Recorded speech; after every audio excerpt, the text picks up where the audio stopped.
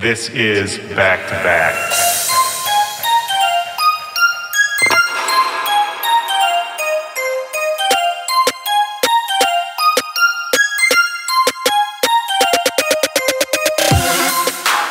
Yo, what's up, Back-to-Backers? This is Willy Joy. Welcome to the show. This is Back to Back. This is my podcast. Big day, guys. 100 episodes. This is the 100th episode. I can't even really comprehend that number. You know, it doesn't feel like I've been doing this as long as I have now. To get to 100 episodes, It's just crazy, and I have to thank everyone out there who's listening. I say this all the time, but I could not do this without you, without the support of the community that's come and built up around this show. So shout out to everyone out there. We did it. We made it together. 100 episodes, and you know I had to pull out all the stops for number 100. So here's what we're doing. A-Trak is on the show. The one and only. I've been trying to link up with him for so long to do this. It just so happened the stars aligned a couple days ago for us to get together and record this. It's a super-sized episode. This is the longest episode of the show I've ever done. Super quick turnaround. It was kind of a whirlwind, but man, I could not be any happier right now to be at 100 episodes with all of you here listening and to sit across from A-Trak and to talk about his incredible career, influence, everything. A-Trak has so many ventures going on right now. He's got a new single out called DJ's Gotta Dance More with Todd Terry, a legend of New York house music. It was really meaningful to me. It brought me back to even to my Chicago roots, just hearing that old house sound. And his record label, obviously, Fool's Gold, is super active, putting out tons of amazing music from new artists you need to go check out. Recently, there was an artist named Juelz who I was really feeling. I threw a bunch of his music into my Sirius XM show, which, by the way, back-to-back radio on Sirius XM, Channel 52. It airs every Wednesday night at 9 and every Friday morning at 7 a.m., and both of those are Pacific time. So if you've got Sirius, check that out. But yeah, man, A-Trak is doing everything. They're planning Fool's Gold Day Off events for this whole year. You got to keep up with him. He's always setting the tone. I'm going to tell you more about that conversation in a minute. Before I do, I feel like we might have some new listeners this time. If you're just tuning in, welcome. It's good to have you. Make sure that you subscribe to this show. Every single week I put out a brand new episode, and if you just click that little subscribe button. That means every single Tuesday, a brand new episode is just going to show up on your device, wherever you listen, hand-delivered from me to you. You don't have to do anything. You don't have to worry about missing one. It's all free, and welcome to the community. Stick around because we're about to have some fun. And speaking of A-Trak's new music, speaking of Juelz, I want to make sure everybody checks out the Back to Bangers playlist on Spotify. That's a playlist I update every single week with brand new music from my guests, myself, you know, music related to the conversations we're having. If we mention an artist you might not be familiar with or an old song that you had forgotten about, I just try to throw a bunch of those in there. It rotates every week. I have a lot of fun doing it, so definitely go check that out. The link is in the description of this episode. And don't forget, you can always hit me up too. My email is backtobackpod@gmail.com, or you can hit me on social media at WillyJoy or at backtobackpod. I love talking to everybody out there. Interacting with members of the community is one of my favorite parts of doing this show. You can send me questions, concerns. You can let me know who you'd like to see featured on the show. You can even tag them, let them know. And if you really want to support me, if you really want to support what we're doing over here at Back to Back, making a post, spreading the word, that is the best way. That is so meaningful to me. At 100 episodes, I look back and reflect, I really couldn't have done this without the support of you, everyone out there listening. So if you have a friend who just loves music as much as you do, put them onto this show. Let them know they should check it out. If there's a particular artist, an episode that you just love, if you're listening and digging it, you know, put us in your story. Tag me. I'll always repost or comment or interact with what you put up. You could even just, retweet something I put out there. All of that really does help grow grow the show. At 100 episodes, I'm feeling great. We're going strong, but we have a lot of plans to grow this even bigger. So stay tuned. But for today, it is all about A-Trak. I've known A-Trak probably a decade plus. And what can you really say about a person like A-Trak? I mean, one of the most decorated DJs out there. I would say one of the most influential DJs across genres, across scenes, kind of just that's doing it, period. You know, he won the DMC World Championships when he was 15 years old. That set the bar really high, and we talk about that in this conversation. But since then, for 20 plus years since then, he's just been on this crazy path, trailblazing, connecting scenes and people and styles and sounds, founding Fool's Gold Records, one of the most influential record labels in the scene for the last 10 years. Not to mention, just little stuff like DJing for Kanye West for 4 years. Just kind of minor things like that. And being a close collaborator with some of the biggest artists in hip-hop, in dance music, all across the map. And before we get into it, one quick note. So we met up in San Diego at a hotel there. He had just played a day party, a pool party, and there was still a bunch of partiers kind of running around the hotel. So for about the first 5-10 minutes, you'll hear some noise from some party goers. People were having a good time running around the hotel, getting drunk in the middle of the day. So just be aware if you hear a little background noise, that's what that is. It goes away after the first 5-10 minutes or so. Not a big deal, but if you were wondering, now you know. But really, all I want to say is that A-Trak is an inspiration. We've always intersected, we've crossed paths, but we've never really gotten super deep, and that's what I wanted to do here. Just figure out where his head's at in 2019. Like I said, this was the longest one. We went for a little over 2 hours. It was epic. 100th episode. We had to do it. I love him, and we're going to get into it right now. So check it out. This is me and A-Trak back to back on episode number 100. Let's go.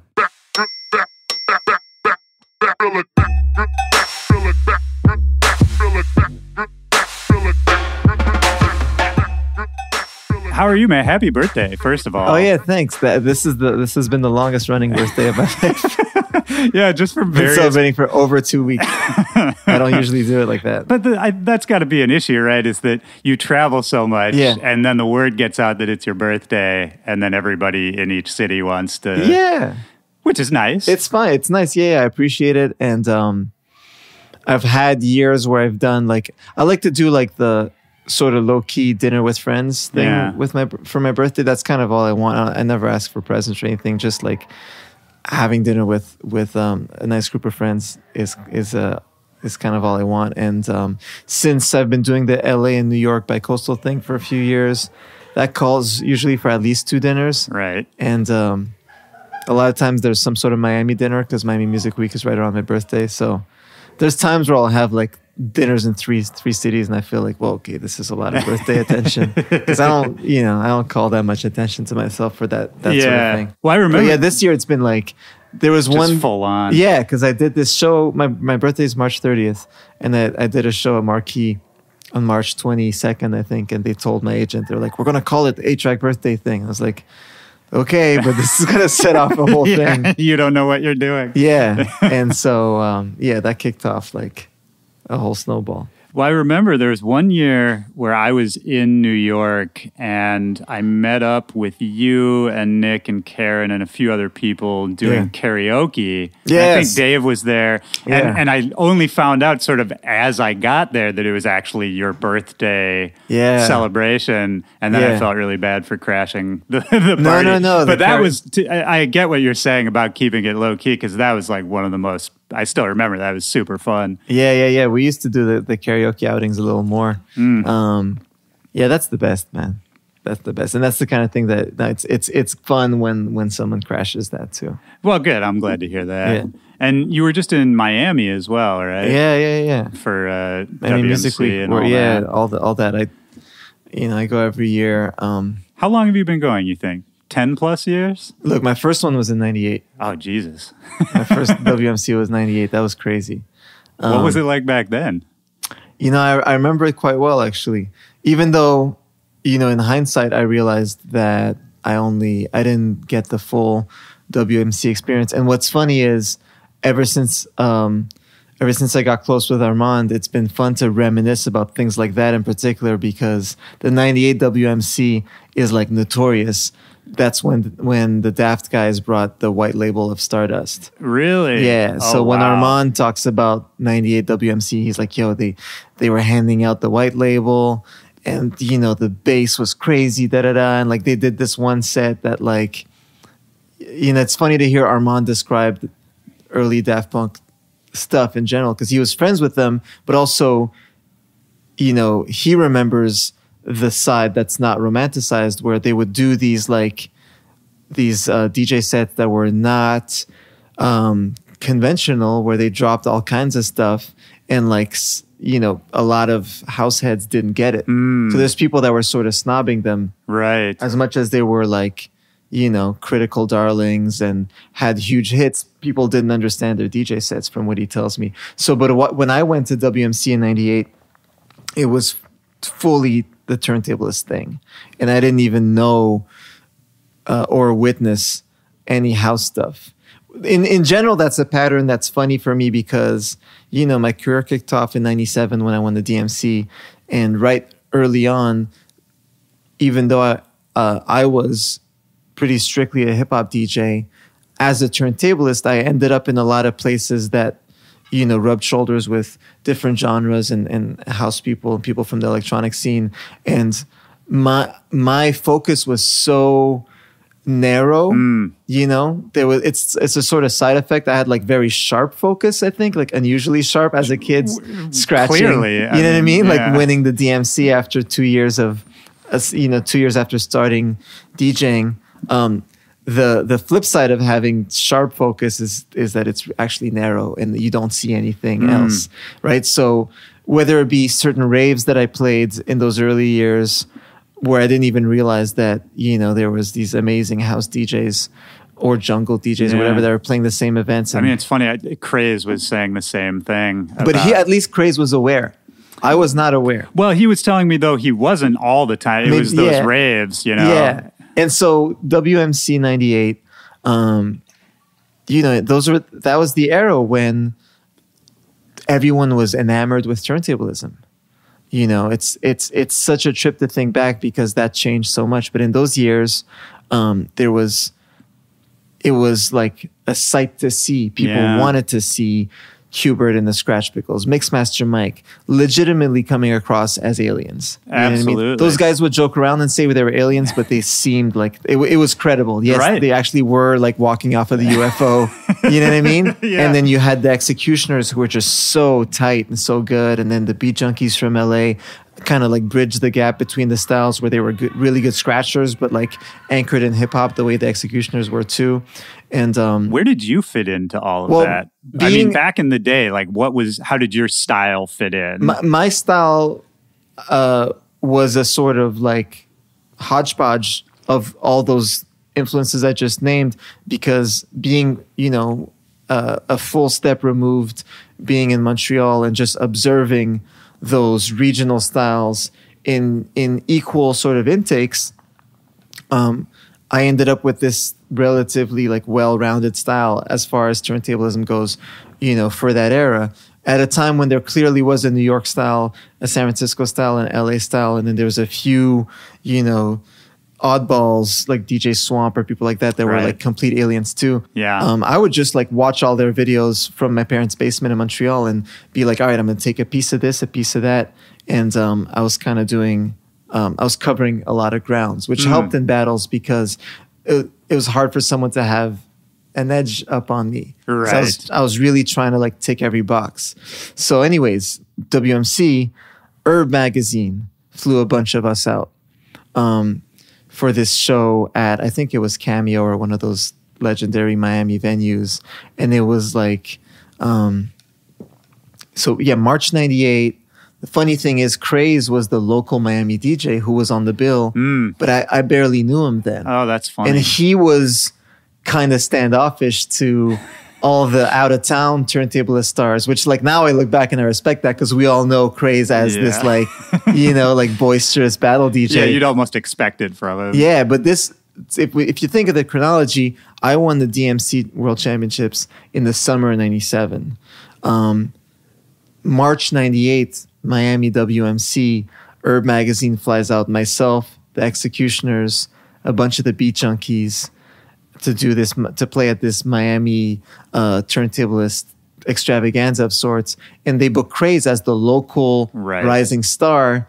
And I'll always remember he did this intro to his set where he played Run's House from Run DMC, where he's like, we got a whole lot of superstars, but this is my house. And I was like, oh shit, this guy's like kind of being disrespectful to the gods, not even to myself, but to like Rock Raider and all these guys. The people you looked up yes, to. But thinking back, I think it's hot. It's dope.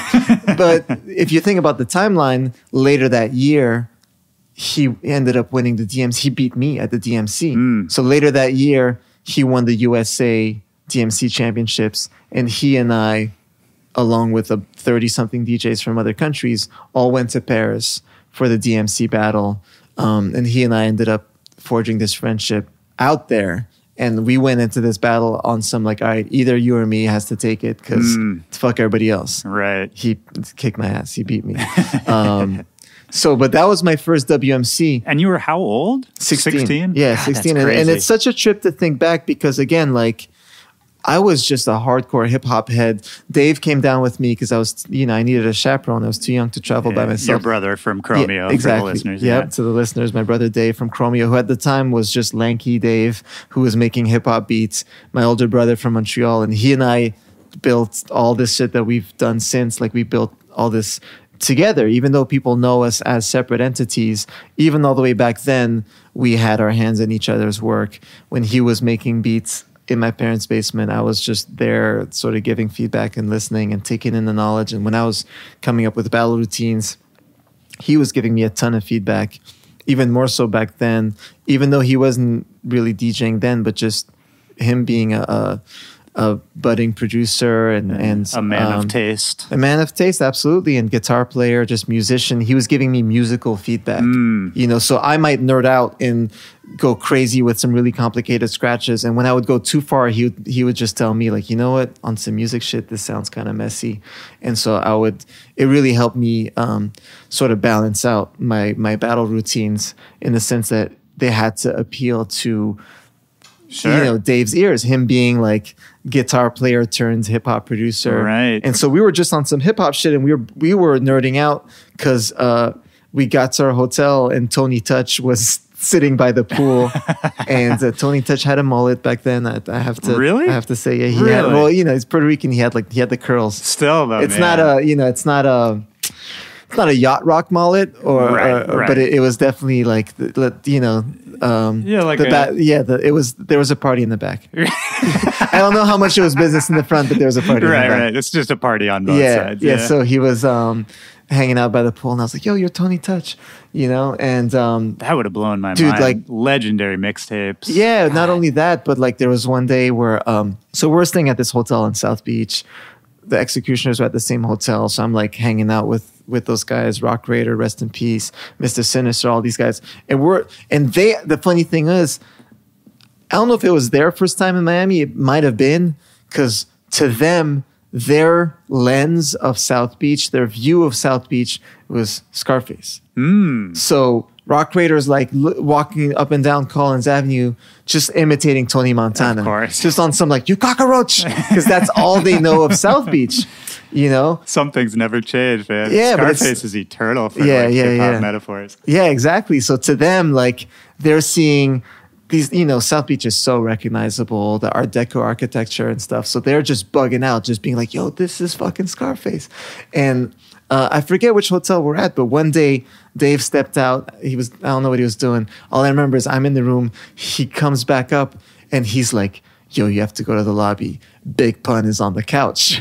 Oh, wow. And he's like, yo, he is as big as the couch.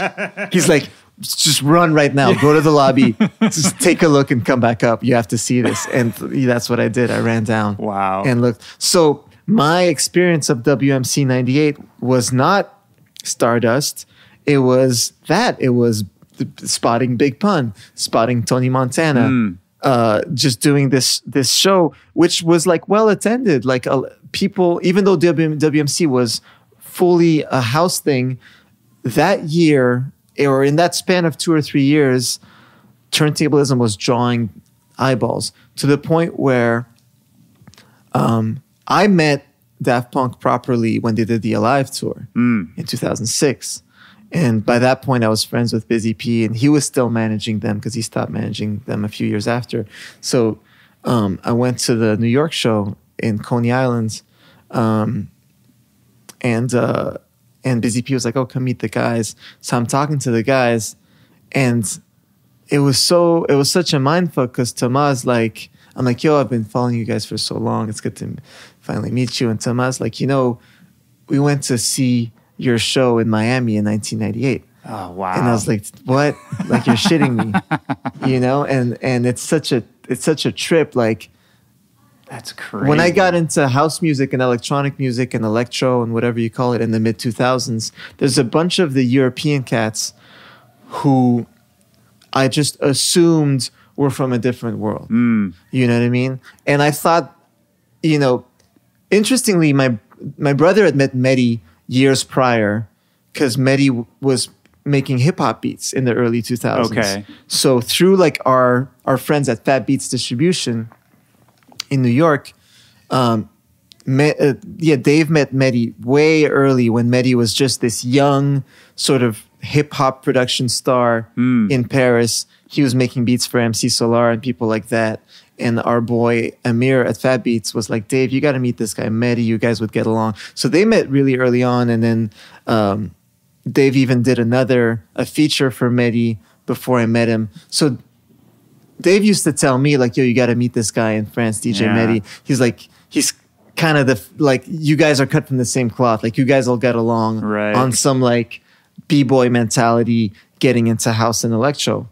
But before I met a lot of the other European cats in those, like in the sort of MySpace, whatever you call the blog years, but I was discovering their music, I really thought that I was smitten with this music. Yeah. And very few of my US peers were really digging it yet. In the sort of turntablist hip hop scene? Yeah, and even just, in any kind of DJ circle that I was running in, as much the turntablist hip hop circle as like some of the newer friendships I was making, I just felt like I was exploring these new sounds coming out of Europe, and I felt like I was like venturing into uncharted territory, and I wanted to make connections with some of those guys in Europe, and I just assumed, or let's say I didn't assume that any of them would know who I was, even though by that point I was working with Kanye West, and I was like multiple times world champion, but all that was hip hop shit. I thought I was exploring this brave new world and that I would like land on these shores and have to introduce myself to people and like figure out some sort of connection. And the reason why I mentioned Mehdi was I knew that Mehdi would be one guy that could understand where I was coming from. But then I get to meet Sirkin, Boys Noise, all these guys, Sebastian. Yeah. And they were all sort of my age, and they all grew up listening to hip hop like me. I just assumed that those guys were, because their music was so much that thing, house and electro. Right. It was such a defined sound. Yeah. And French electro sound. And I was just tiptoeing into it, and I thought it was going to be like this whole culture shock. And then I get to having conversation. Like Sebastian would tell me once I got to know him, he'd be like, "Yeah, my biggest influence is DJ Premier." And I was like, "Dude, like that. Not only is that so cool and comforting for me because I feel like we can now speak the same language, but also like I never would have guessed that. But also, it makes sense because there's something about the music that all those guys were making in the mid 2000s that spoke to my ear in a way that no electronic music, aside from Daft and Basement Jaxx and a few things prior to like 2005 or so, was nothing before that was really touching my ear. My ear was defined by hip hop. Right. Like literally like Q-Tip and Primo shaped my ear. And everything that I listen to, even to this day, is informed by the way their drums sound and the way they would cut up samples and the kinds of chords that Q-Tip would sample. Sure. Like, and even just the feeling it evokes in you, 100%, right? the feeling. And the reason why I think I was smitten with house and electro in those years was that maybe in a sense it was being made by people that also had those references. You know what I mean? Like when I met Crookers, Fra used to be a rapper. Right. You know what I mean? Like when I met Switch and Sinden, those guys were cutting up rap vocals, sampling rap drum sound. Fake Blood was Touche from the, what's this group called? The Wise Guys? They're the Wise. Yeah, I know what you're talking about. You know what I mean? Yeah. And he was cutting up breakbeats the way a hip hop producer was. So, and maybe that's just a way to keep the vibe going, right? Because any one sound, I feel like, has a shelf life. Like you look at, subgenres, especially in the modern era, they get recycled and just overblown so quickly. Yeah. But I like what you're saying that, as opposed to sort of like, oh, how can we fix EDM or how can we, all that. It's more about sort of, how can you, it's a nudge, right? How can you nudge it, and it's not always the obvious connection, like you're saying. To jump from turntablism and hip hop to French electro, it doesn't sound logical unless you say what you just exactly said. Like exactly on paper it seems surprising, and then you realize that myself and the guys making those tracks actually grew up listening to them make the same music, right? So that bridge is not that hard to build. It's still mind-boggling to me how young you were when a lot of this was happening. Yeah. Did you have any kind of perspective? Was it all just sort of fun and exciting at that time? Or when I was doing the DMCs and all that? The DMCs and like, your first time going to Miami and being on the road. Yeah. Like, did you look at it as anything more than fun? I mean, clearly you took it very seriously. Yeah. But I think it was sort of all those things. Like I think I definitely remember feeling, having fun on a very simple level. Yeah. Like as serious as I was about my craft, and as much as anytime I would win a battle, which was like literally a world title, I would just tell my friends like, all right, I got to go home and practice because there's another one in 2 months. And I was barely celebrating. I was just like, shit, I have assignments at school due next week. Did you I ever need to come up with a new routine? Like as much as it was homework, right? And I was just very diligent about my practice. Did you ever feel like you were missing out on any traditional childhood stuff? Or even looking back, do you feel like you missed out on anything? Yes, but I wasn't feeling it then. I felt it more in my 20s. I feel like my 20s was a big like adjustment period for that.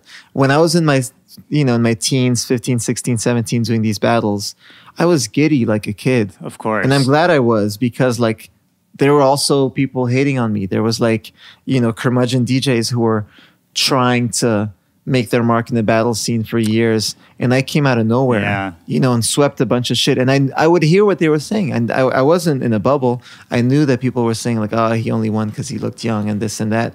And I was, for whatever reason, I was just always sort of constructive about it, where I'd be like, you know what? I'm going to win another title and then another one. And there's going to be a point where they won't be able to say anything. I sort of built thick skin early on. And thankfully, I met a lot of my heroes who were super cool with me from the start. And I think that really helped me feel like I had this foundation where I could deal with the criticism. I think if it was all hate, it would have been difficult. Right. But knowing that like my true heroes were really welcoming to me, I think it probably helped me build this little armor for myself where I was like, all right, I don't care what XYZ are saying. Sure. I know I'm doing something right. And I was having fun, definitely. I was and even what I just said about like meeting a lot of my heroes. Of course. That was awesome. Super exciting. That was awesome, man. Like, going to LA for some gig, like some rave or whatever. And my mom accompanied me, and me telling my mom, like, we have to go to Fat Beats because the Beat Junkies work there. You know what I mean? And driving up to Fat Beats LA and just going up to Redmatic and Babu and those guys and being like, hey, I'm A-Trak. I won the DMC a couple months ago. And they're like, yeah, we know. But like, you know, actually becoming friends with those guys. Yeah. And your parents, it seemed like, were super supportive. Yeah, they were good about it. Was there any, do you think on their end, any sort of trepidation about this sort of non-traditional path you were heading down? A little bit, but I think like, you know, my parents are academics and I was a good student. And my dad's one thing was, he would just tell me like, if you keep your grades up, you can do this stuff. Yeah. You know, like I think there was definitely like the first couple months of them being aware that I was even like scratching records and whatever the hell was going on. There's a learning curve. Yeah, there, exactly. Yeah. There's a period of like confusion, but I think there's two key things that helped my parents get behind it. One was this agreement that I had with my dad, which was schoolwork couldn't suffer. And you know, I kept my side of the bargain, and so he did too. And also, I think what was equally important was my parents getting to meet some of the people that were in this scene, because obviously all these, you know, I was rubbing shoulders with people who were older than me, right? And you know, there was definitely some concern there, and everybody had like a mean name because it was like hip hop names, right? You know what I mean? So at first, you know, one of the first DJs that I befriended in Montreal was this guy called Devious. You know, and he lived in a pretty rough part of town. And when I met him, and Kid Koala, who everyone still knows now, but I met both of them, I think the same day or, you know, around the same time. And I started linking up with both of them and separately. And I would, you know, I remember one time I told my parents, like, I'm going to practice with Devious. You know, and the name Devious is scary. Yeah, of course. You know what I mean? And my parents were like, okay, what in that part of town? Okay, like, how does that work? You know, like, are you just taking the subway there? You know, and obviously pre-cell phones. And this guy was like, yeah, take the subway to this stop. I'll pick you up. But then there's, you know, shortly after, he came over to my parents' house because we would just link up and practice, even though this guy was like, I don't know, at least 6-7 years older than me. I think I met him when I was 14 and this guy was probably 21 or something. And he came over to my parents' house and he was just like a nice guy. Right. And that thing happened time and time again where my parents would meet whoever it was that I was saying I was linking up with and just sort of like read their character and be like, okay, this person doesn't seem like a bad influence. Yeah, I mean, it's interesting. Even to this day, I'm always surprised, and I don't know why, but I'm still always surprised just by how good most of the people in this scene are, man. Turntablism is a scene for dorks, and it's totally fine. Right. It's like you have to be nerdy to lock yourself up in a room for long enough to learn all these scratches. Yeah. There's no goons in it. No goons have that. Well, because I mean, at its core, it's like doing math. 100%, yes. So, and so yeah, when my parents met the people that I was rubbing shoulders with, and everyone was just this, you know, had this similar sort of disposition of I don't know, just sort of diligent, you know, focused workers or whatever. And they were all super encouraging to me and respectful to my parents. They were cool with it. And you know.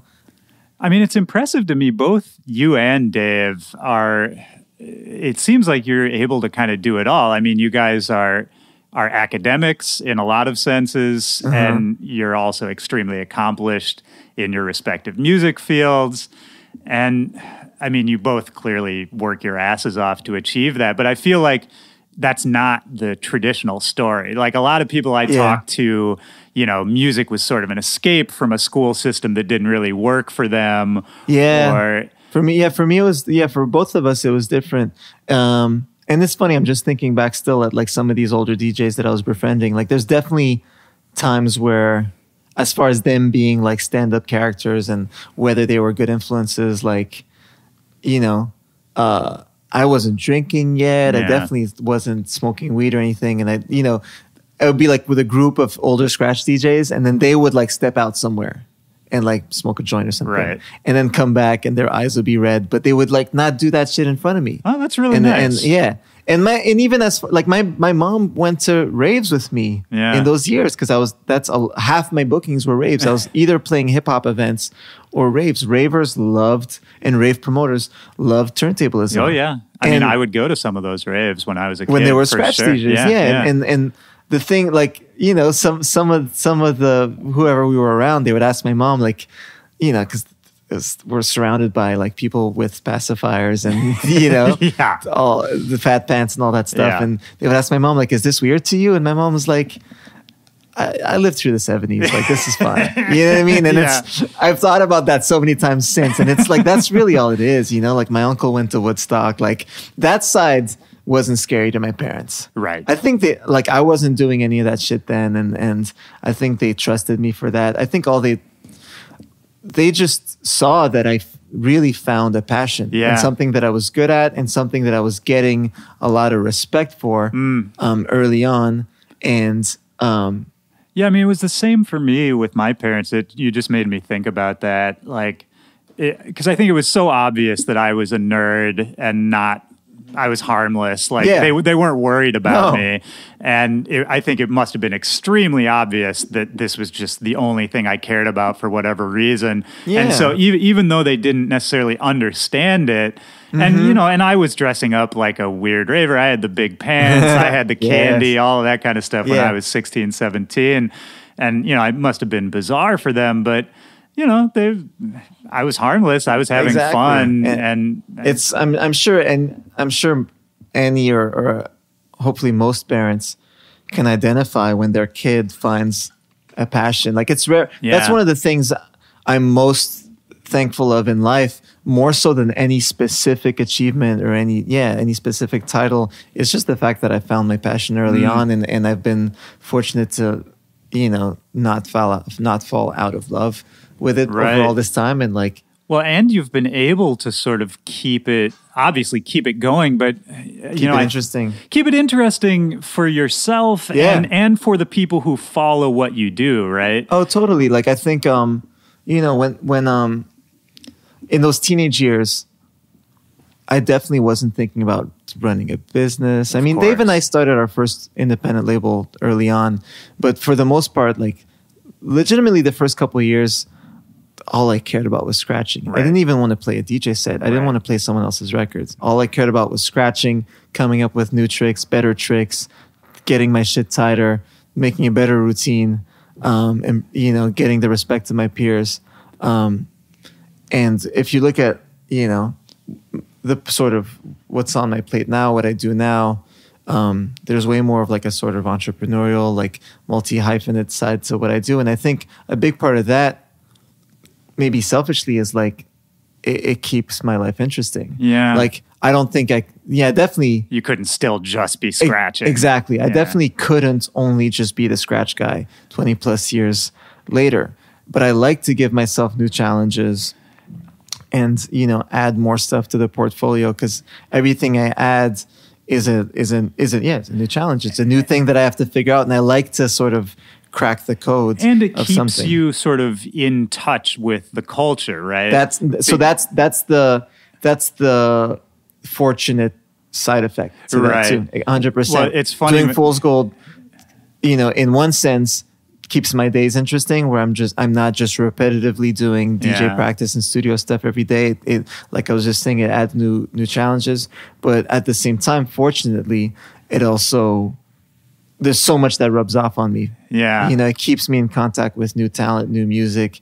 And even that energy in itself is contagious. I love being around someone who's like on that first come up of their career. Right. There's something so palpable and like there's electricity around that. Yeah, absolutely. It's funny. I read, when I knew I was coming to talk to you, I usually, I'll read a couple interviews, do a little background. And I read this interview with you from, it was like 2011 or 2012, and you had a quote which kind of blew my mind, where you were like, "Yeah, we're getting to this point now where the new challenge in my DJ sets is that people want to hear the music I make. Yeah. And, I can't just play whatever I want anymore. And you were like, it's a challenge to sort of organize my sets kind of as an artist as opposed to a DJ. Yeah. And it was so funny to me because what you were saying was predicting kind of where we're at now, where you absolutely have, not only do you have to play your own material, but people really do look at it. Like if you play a lot of other people's songs, I think that people almost look down on it. Yeah, they're like, well, why didn't you play this thing? Right. And I think probably what I was saying in that quote was like, I make tracks that are quite different one from the other. Right. So if I'm doing a set, if I'm playing a festival set and it's a 1 hour set and I'm like, all right, here are the 5 or 6 songs that I want to fit into this set. But there's all these other things sort of like on the adventurer side of DJing. Right. Where like, I want to hit this tempo and I want to play this kind of thing too. And then it feels like a puzzle that I have to solve. Yeah, it's really like, Is that fun for you? Oh, dude, that's the puzzle. Yeah. I love that. I mean, you've always been good about posting up set lists and, kind of putting people onto all the obscure stuff you're playing, which I always really liked. Thanks, man. Yeah, that's important to me too. And it's like, that's to try to preserve also people's perception and understanding of DJing as not just an artist set. Even just last week in Miami playing 4 shows in 4 days and posting my set list of the 4 sets where, I think the only song that was repeated was my upcoming single that I was testing out. Does that Work It Out? Yeah. Yeah. So aside from that, I didn't repeat any songs. And I wanted people to see that. And like, I don't even think that should come across as like that weird or exceptional, but like I know very well that a lot of DJs play very similar sets each night. So I was like, you know what? Let me put myself out there. Maybe it'll put the pressure on other DJs to put themselves out there too. Well, it's, so another thing I've been thinking about a lot in the last couple days, I don't know if you saw any of the stuff with Getter and his tour. Yeah. And, it bummed me out because, basically he put out this album that was different from what he had done in the past. And he did this live tour, which I don't think he had ever done a live tour before. Mm-hmm. And it's, from my impression of what happened, kind of, there was a disconnect between him and the fans and people were booing and kind of just being shitty to him. Yeah. And so for you, I wanted to ask you, sort of what your take is on, fan expectations of what you do. And for yourself, you've been able to pretty nimbly be able to sort of do what you want to do, play the records you want to play, and have people accept it. Yeah. And so, I wonder about your approach versus somebody else's approach, the crowds. For sure. And shout out to Getter. And yeah, man. I just want to send him some love. I know him a little bit. We've talked over the years, and I'm sad to know that he's going through it. It bummed me out, man. I don't know him super well either, but he's been on this show a couple times, and we've gotten pretty deep about the anxiety that trying new stuff brings, and his fan base, I think, is kind of unforgiving too. Well, so that's kind of what I was gonna get to is my understanding, having also sort of like talked about the topic of evolving styles over the years with some of my other DJ friends, is I believe drum and bass fans and dubstep fans are a lot more unforgiving and stubborn and entitled than any other type of fan that I've ever heard I'd maybe of. put techno fans in there too. Possibly, yeah. On a dark horse candidate. Yeah. So, I remember, craze over the years, first getting into drum and bass, earning the respect of the drum and bass crowd, which took years because it's sort of a closed off group.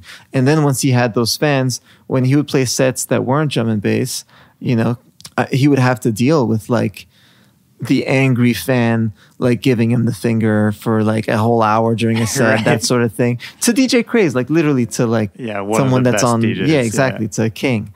I remember having conversations with Zinc, who also stepped away from drum and bass for a while and got into making house about 10 years ago. And that Stingray record you guys did together was, I don't know if that's one that a lot of people remember, but for me, I love that record so much. Yeah, it feels like a bit of a niche record where like there's the people that like it, I think, have a soft spot for it. And for probably similar reasons to why we made it, it's this sort of like attachment to breakbeats and whatnot.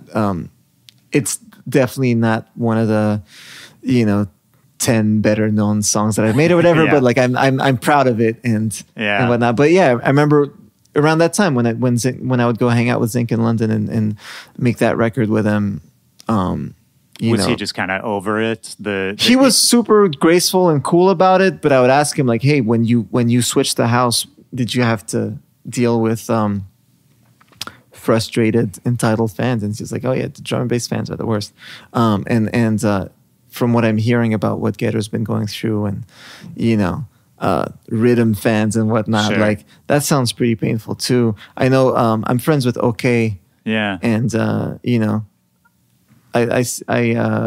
I know he has to deal with some backlash from fans too, and I think he's been really graceful about it too. Yeah, so, shout out to Abe, man. Yeah, I've been loving everything he's been doing. I was just talking to him the other day. He's an awesome guy. He's an awesome guy, and so I guess what I was just saying is and I feel kind of lucky that I never picked one of those genres as like my primary thing because, I just feel lucky in general that I've kind of never had to deal with like the angry fan. Yeah.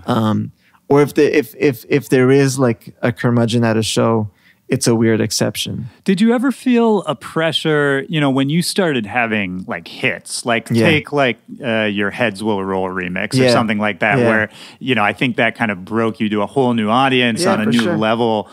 After something like that, did you ever feel a pressure to, I have to follow this up. I have to, now I have to sort of stay in this lane, that kind of thing? So here's my thing, and this can touch on the previous question and this one. I'm really stubborn. I'm kind of stubborn. And I kind of don't care about what people expect of me. And I think that's been a gift and a curse. Yeah. I think there's definitely been more positive than negative to it. It's weird. Like my stubbornness has also like an element of like a little bit of overconfidence too. Mm-hmm. Yeah. Like, why did I enter a battle when I was 14 or 15? Yeah. It's not normal. Right. It's and weird. Even then, it's legitimately weird. Yeah. Thinking about those years. Now, I'm glad that, there's more younger DJs now that do battles and kind of like no 14-year-old should be that confident, Right. So like, weird way. Why did I just feel in those years what I feel like, sure, I'll do it. And why was there no part of my brain that was like, hey, buddy, did you notice that there's no one under 20? Yeah. And like the first battle I did, the Montreal regional that led to me doing the Canadian finals and the world finals, that Montreal one, I was still 14. Mm. Why was there not a part of my brain that was like, hey, this isn't really normal? Maybe that was kind of exciting to me. Yeah. And it helps that Dave was around and that he had this sort of like coach vibe to him where he was like, you know what, you're ready. Like if you feel like you want to do this, I think you're ready and I'll help you prepare. And I think that gave me... You guys seem like such a good support system, man. Yeah. We have each other's backs. And like when he was on this show, what you're saying about him, he was more or less saying that about you. We were talking about how you've sort of worked on all the Chromeo albums, credited or uncredited. Yeah. And it's a beautiful thing, man. I feel like that's rare. Oh, dude, I'm super lucky to have him. And the thing that's great with that sibling bond is like there's a deep honesty there where there's no like vested interest. Like, I think even in like very close friendships, sometimes there'll be situations between friends who might not be 100% transparent or forthright because each person might have like even just an ounce of their own little interests or little jealousy or this or that, where they might not fully tell someone like, you know, even if you send tracks that you're working on to friends. Oh, yeah. You know, it's like we'll give each other feedback, but sometimes you can ask yourself like, man, if this sucked, would my friend tell me? Yeah. You know, and oh, I think we all go through right? Like there's always Even like that with little ounce where you can ask yourself like, I wonder if this person who truly is one of my closest friends would tell me if I should actually trash this thing. Well, like if it's actually not good. And to turn it around, if you're the person giving that feedback, of course you want to support your friends, right? So it's hard to be like, you know what, man, this one's kind of, right? But the thing that's good with me and Dave is we'll tell each other, you know, like we'll be like, you know what, man, I know that you don't want to hear this, but like, it's not the one. Nope. Yeah. We got to start over here. So when he would tell me then, like, hey, if you want to do this, like, I think you're ready. That definitely helped. But still, like, so to sort of like, wind back what I was getting at, right? Like, I have this weird sort of like slight overconfidence and stubbornness where I'm like, when I decide I do something, I'm like, hey, I'm doing this. And like, that's final.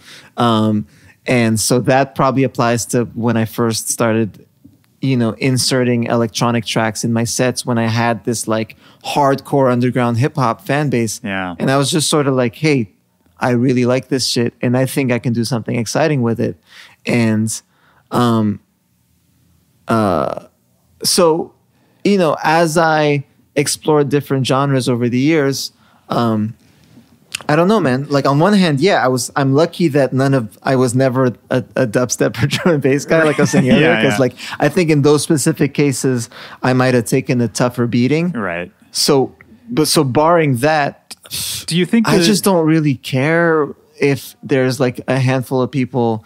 Like I think if what I was doing was really whack at any given point, I'll probably tell. And I do think that there was like, during the EDM years, there's a few choices of collabs or remixes that I did that were kind of further from my underground roots where I remember, you know, choosing whether or not I would release this or that song. And I'd be like, man, like, fuck it. Like, I like this track. Right.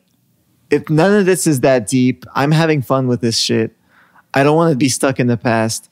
This is my take on this current time and sound. Yeah. It's definitely not some cookie cutter shit. There's definitely like my personality in it. And I'm going to like have fun with this thing that's going on now.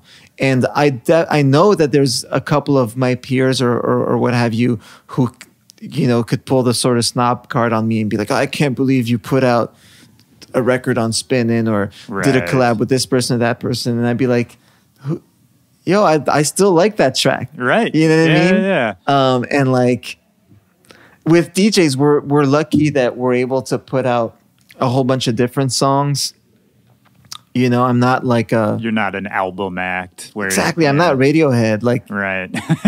where, you know, like it doesn't really matter if there's a few things that stray from the narrative because you can create a bigger picture. That's actually a really good way to encapsulate it. Yeah, and it's like tracks, you know, we put out singles for the most part, singles and EPs, and there's the occasional album here and there, but for the most part, in the singles economy, in the club track ecosystem, if something doesn't stick, it's really like on to the next. Yeah. Was there ever a time where you had something that didn't stick, or maybe that stubbornness you were talking about sort of drove you in a direction? I'm just wondering if there was ever a time because, you know. So let's take a few examples of like me being a stubborn ass because like the flip side of this is if I was maybe a little bit more of like a capitalist. I don't know. Like if I was a little bit more of like, you could have cashed in more. Shrewd strategist. I would have followed up some of my first couple successes with at least with similar things. Yep. The thing is, I'm not good at formulas. So I don't even think I would have been able to do that. Like I couldn't replicate Heads Will Roll because so much of what makes Heads Will Roll what it is things in the stems. Right. You know what I mean? Like those stabs are not a synth sound. I took the Mellotron synth part in their track, right, and turned it into a stab by running it through the ESX24 Logic sampler, right, and fucking around with like overdrive and shit like that, and giving it the attack of a stab. But what makes those stabs unique, and I remember when I met Axwell a year or two after that came out, and he was like, "How the fuck did you make that sound?" He's like, "I tried to replicate it and I can't." I was like, "Well, you know what it is I sampled a part in their track, and that part comes from a mellotron where each note has harmonies in it. So each one of those, the nature of the instrument. Yeah. So in the pam, pam, pam, pam, pam, each one of those hits has unique like these little harmonics to it. Yeah. So you can't play that stab sequence on the keyboard. Right. Because there's idiosyncrasies of the mellotron that are embedded in the sound. And I have and Karen O's vocal is fucking phenomenal. Oh, yeah, unbelievable. So even if I wanted to replicate Heads Will Roll, I couldn't. And you strike me as the kind of guy who doesn't work from a template anyway. Dude, no, right? Yeah, exactly. Like, I'm not. I wish. Yeah, me too, man. I don't know if you're the same. For me, a lot of my favorite songs that I've made end up being the ones where I don't even totally remember how it happened. I don't know what I'm doing. You're right. Yeah, that's the truth. Look, I'm a pretty good DJ.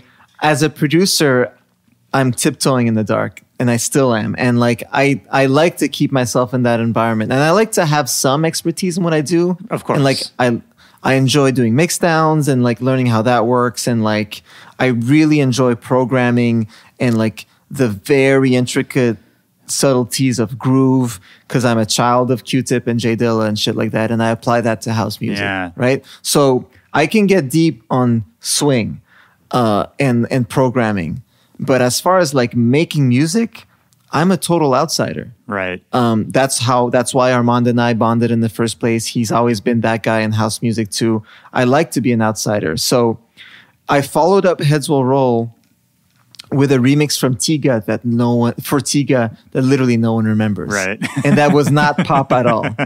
When Armand and I made Barbra Streisand, which we thought was a B-side, we didn't think it was the single, let alone an international nominated. #1. Yeah. We thought it was a funny B-side. We made it literally to be able to just go to our friends and be like, "Hey, check out this stupid song we made. Aren't we stupid?" That's why we made it. But we couldn't stop laughing. And sonically, there's something kind of magical about Barbara where like we start playing it out. We're like, holy shit, this thing sounds fucking good. Right. It's one of the best. It's probably the best sounding thing I've ever touched. And by the way, never mastered. Really? Made on Armand's Pro Tools rig, where we slammed the master obscenely in the red. Right. Not a single plugin on the master chain. Everything about it is unconventional. Is that literally like slammed in the red? Nothing on the master. We tried to sending it to mastering after the fact, and it sounded less good, so we kept our version. It's the best sounding thing I've ever touched. And we followed that up with Big Bad Wolf, which is how could I describe it? A nihilistic fetish of a nihilistic like Chicago house / witch doctor copy. Yeah.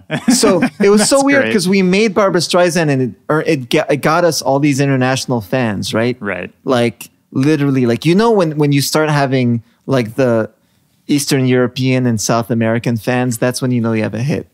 Is when there's weird like Facebook comments from like an Argentina fan account or like the Czech fans, like the Czechoslovakian fans. That's where you're like, all right, this is some other shit. This is a whole other ballgame. Yeah, how did these people even know about this? Dude, when we made Big Bad Wolf the next year and released that, I remember like, the song went up on YouTube and we'd go look at some of the comments and people thought it was a joke. People were like, this is a joke, right? Because people thought like Barbra Streisand earned us pop fans. Right. And then it was a #1 record in 12 countries. It's so crazy. It's so weird. Grammy nominated. I mean, dude, yeah. It's an anti-song. Right. The only lyric is Barbra Streisand. Yeah. There's no bridge, no kind of structure. It was, even in the countries where it wasn't number one, we were in the top 3 next to CeeLo Fuck You, right, and Swedish House Mafia 1. Oh wow, right, yeah. Like, respect to those songs, but those are engineered pop songs. Yes, those are songs that are savvily made. Armand cracked me up one day. He compared Barbra Streisand to the song Tequila. That's not, I can see that. That's accurate. Yeah, And Tequila, by the way, was a hit. Right, of course. But it's an anti-hit. So there was this bizarre thing where we get all these pop, like 11-year-old, fucking Kazakhstan fans who were like standing us. And then we come out with literally the Big Bad Wolf is this bizarre, an updated version of Witch Doctor, but it makes no sense. It's purposefully, it's Barbra Streisand is kind of nihilistic, but Big Bad Wolf is very nihilistic. And people were just like, what are you? Yeah. What? No, it's a bizarre song. Yeah. So at least we made a great video for it, and that gave it some sort of reason. Yeah. Well, I mean, when you got this pop success with Barbra Streisand, obviously it wasn't expected. How did that affect you guys business-wise? I would imagine you'd getting like weird pop inquiries and... Yeah, we would get these weird sync requests. Like, it was really big in Europe. America wasn't really set up for dance music yet. Right. So it wasn't even gold in America. It was just shy of gold. And it never broke radio in America. But in Europe, it was like next level. Did you guys do much touring over there at the time? We did a few shows, but like everything about Duck Sauce is like sort of punk and just like just whatever anti-strategy. Like. Yeah. Well, and some of that's got to be due to Armand too. Right? Yeah, because he doesn't like to go out that much, but like he's a fascinating. I don't know. Oh, dude, he's literally the most fascinating. So the only time once in my life that I met him was with you and a bunch of other people when we were in Miami for Kurt's wedding. Yeah, and we went out the night before, and I ended up sitting next to him, and then we just talked about. Then that was also one of my birthday things, no? Oh yeah, actually maybe it was. Yeah. Why do I At keep that crashing? restaurant? Am I crashing all your birthdays? You're welcome to. Yeah, I love when my friends meet Armand because they're just like, this guy is like interesting. Well, I mean, so again, he's almost Kramer, but in a cooler way. Well, and he was one of my heroes. Like I was listening to him in the '90s and extremely inspired by what he did. And then I sat down next to him, having no expectation, and the only thing that happened was we talked about Star Trek for about an hour and a half. But that's why like a deep dive. Yes, thank you. This is great. This is how I choose my friends. Even I'm not even into Star Trek, but someone like Armand Van Helden, a fucking legend, for him to have that type of curiosity. That's what I find interesting in people. I have no interest at this point in my life and career in doing anything with someone who doesn't have that kind of curiosity. I don't have, there's no one, that question in interviews where people are like, if you could work with one person, who would it be? I don't give a shit. I don't care. Right. There's no one thing that's irreplaceable. That's why this career that we do is awesome. There's no one thing that's irreplaceable. There's not one festival that I have to play. There's not one collaborator that I have to have. And you never felt that way? There were years where there were years when like EDM was exploding so much and everything was like, it was just the Wild West in a way where like, it was the Wild West where you could also fall off a cliff on any given day. Of course. And I was seeing some of my friends sort of lose their careers. And so much money was flying around. People would make these crazy moves. Yeah. So there was a period of a few years where it felt like certain things were like key moves. But now there's nothing that I feel like I have to do. So I only want to surround myself with and work with people who are dope humans and have like cool minds and shit. And like, I'm so fond of the whole Duck Sauce experience because like Armand and I learned a lot from each other. Yeah. We're 11 years apart and we both have, for like, our favorite word for each of us is fearless. My favorite trait in a person is fearless. There's nothing I respect more than being fearless, and there's nothing that I aspire to be more than being fearless.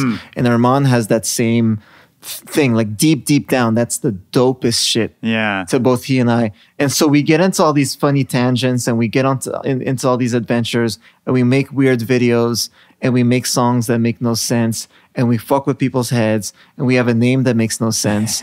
But at the end of the day, it boils down to a combination of like having a sort of sense of humor that gravitates to the absurd, right? And like an ear, common points in our ear where like there's things we like, earworm and like unusual loops and shit that sounds a certain way that's not too slick, not too clean. I hate anything that's clean. And this deep respect for fearless shit and all the shit that we fetishize, 90s hip hop, 90s New York, the aesthetics of that, the aesthetics of graffiti, the aesthetics of that intersection between hip hop and skate culture, all that shit that informs the Fool's Gold merch, right? Duck Sauce videos, what kind of pants I might wear on any given day. But that shit is fearless too. You know what I mean? Like, sure. So much of what made me fall in love with hip hop was that fearless. Yeah. Not just the sound, but the style and the attitude. Style. And to go back to something you were hinting at earlier, when you say that myself and my brother went into music not as an escape to our sort of like school life or whatever else it may be, but actually using those same ethos. I'm forever indebted to hip hop and I'm forever a student of hip hop. And part of what I love about hip hop is that there's a code of ethics that goes with it. There's an ethos. And Dave and I, growing up as white Jewish middle-class kids in Montreal, we were very aware that we were guests in this house. Right. You know what I mean? When we got into hip hop, we knew that we were guests and we knew that we had to respect what it stood for, and we had to understand deeply from the inside out what the ethics were. So everything that we would hear about, listening to battle records, listening to, just listening to, like I remember like when Common put out the Bitch in You, the diss to Ice Cube over a Pete Rock beat, and just understanding what a diss means. And,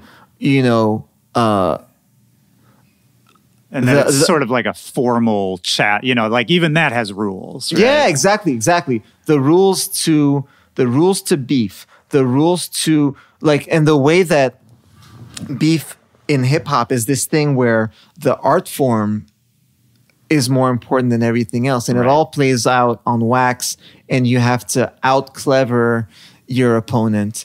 And, the beat has to be ill and it has to be gritty. And, Dave was doing graph and like, you can't be a toy. And like how there's nothing more unforgivable and embarrassing than falling off or being a toy. Right. And so you lead your whole life just trying to out clever the forces of the entertainment system that try to chew you out and spit you out. Well, and what I love hearing you say throughout all of this is that I think for a lot of people that you and I both know in this scene, it's very competitive, right? Everyone's competing. Yeah. But, I mean, it's friendly and competitive at the same time. But the thing that I think is different about you is it's more about it seems like you're competing with yourself and competing with the culture rather than with other artists. Yeah. Because we both know people who just kind of want to beat everybody else. Yeah. Which to me, I mean, if that's what drives you and makes your success,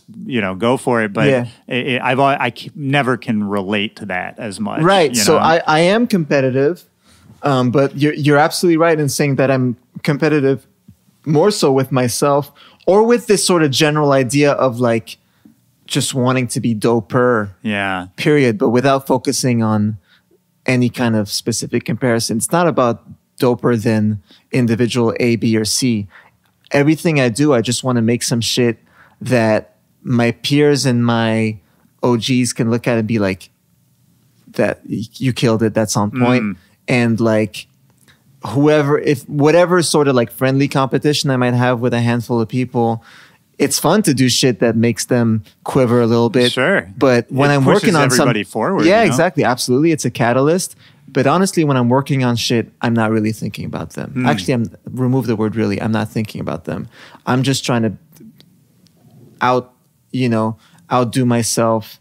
And I'll think about what is it about the shit that wows me, that gives me that feeling. Yeah. I could be inspired by a track that sounds nothing like me. And I'll just try to break down, be like, what are the attributes? What are the things that make this so ill? What makes me like even a little scared of this piece? I love, like, again, because it goes back to this fearless thing. So if like a really good song should scare you, but then you got to face that fear and be like, all right, what is it? Yeah. What did this person? It'll make me angry sometimes. Yeah, but that's cool. No, I but then like you could it, be yeah. like, all right, what are the pieces of the puzzle that makes this so fucking formidable? Like, is it like, what kind of idea is that surprising? Or what is it about the executioners that's that surprising? Or what is the actual magic balance of this thing that just makes me listen and be like, holy fuck, hats off, this is great. I mean, I think there's nothing better to me than hearing a song that surprises me. Oh yeah. And that's as an artist, I think that's the hardest thing to make. Yeah. But it's when you can do it, man, the payoff is just unlimited. 100%. Yeah. So when I'm working on something, if I compare my shit to someone else, on one hand, it might be just on like mixed down quality. Yeah. Like of course, everybody has playlists to A and B their shit and be like, my low end sucks. And then I'll go and work on it some more. But I never like clone anything about another track. Or if there's a track that I feel like I have to beat, Yeah. I want to beat it with a completely different approach. I don't understand when people make shit that actually is like too closely inspired by something else. Right, just actually, copying back the to hot Duck Sauce, tune. I'll give you an example. When Armand and I were making all that whole first run of songs leading up to the album, when we would so we would work at his old apartment in New York, and there was a studio room, and then he had his DJ equipment in another room. His studio room was really boomy, so we would work on the songs and mix them, but then we would put them on a flash drive and go test it in the DJ setup in another room. It sounded so different, so we had to A and B. And no matter what kind of disco house cut up we were making, we always referenced one song, and it was a David Guetta song. What was it called again? What is it? I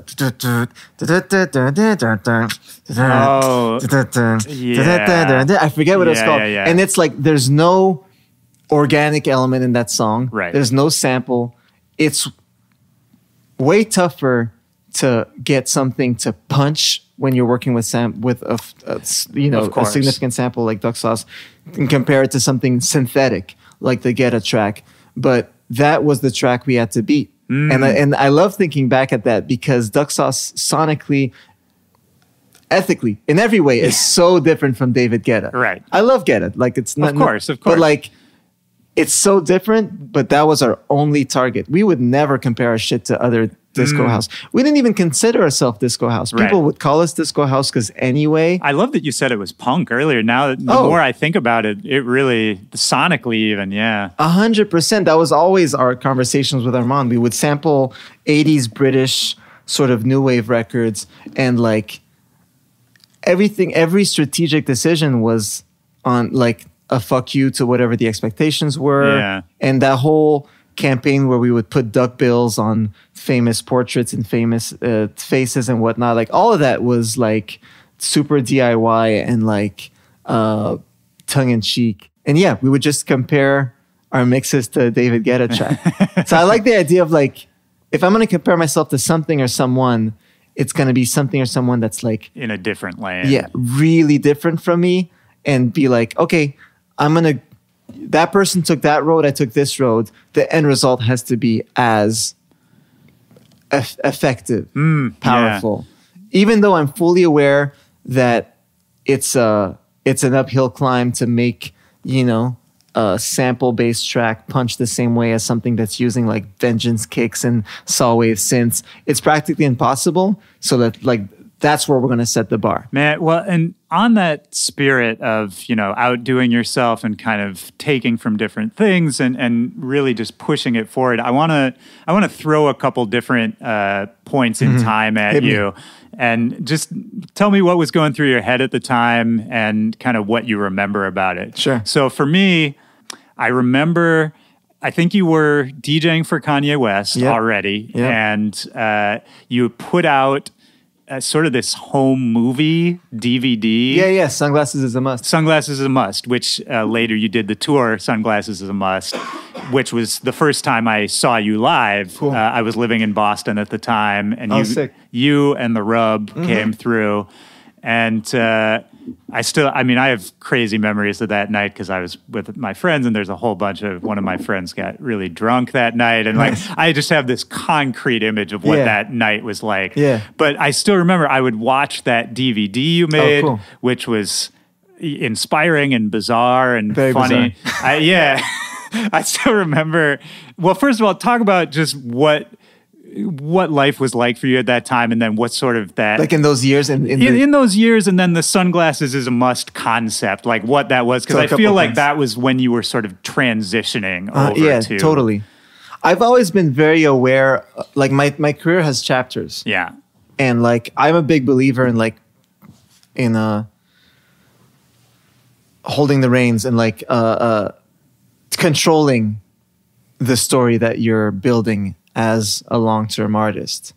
And if there's something that I worked on that I feel didn't get as noticed as I thought it should have, and I think it's something that it was important to the picture I'm trying to paint, I come up with ways to tell that story again or draw attention to it again.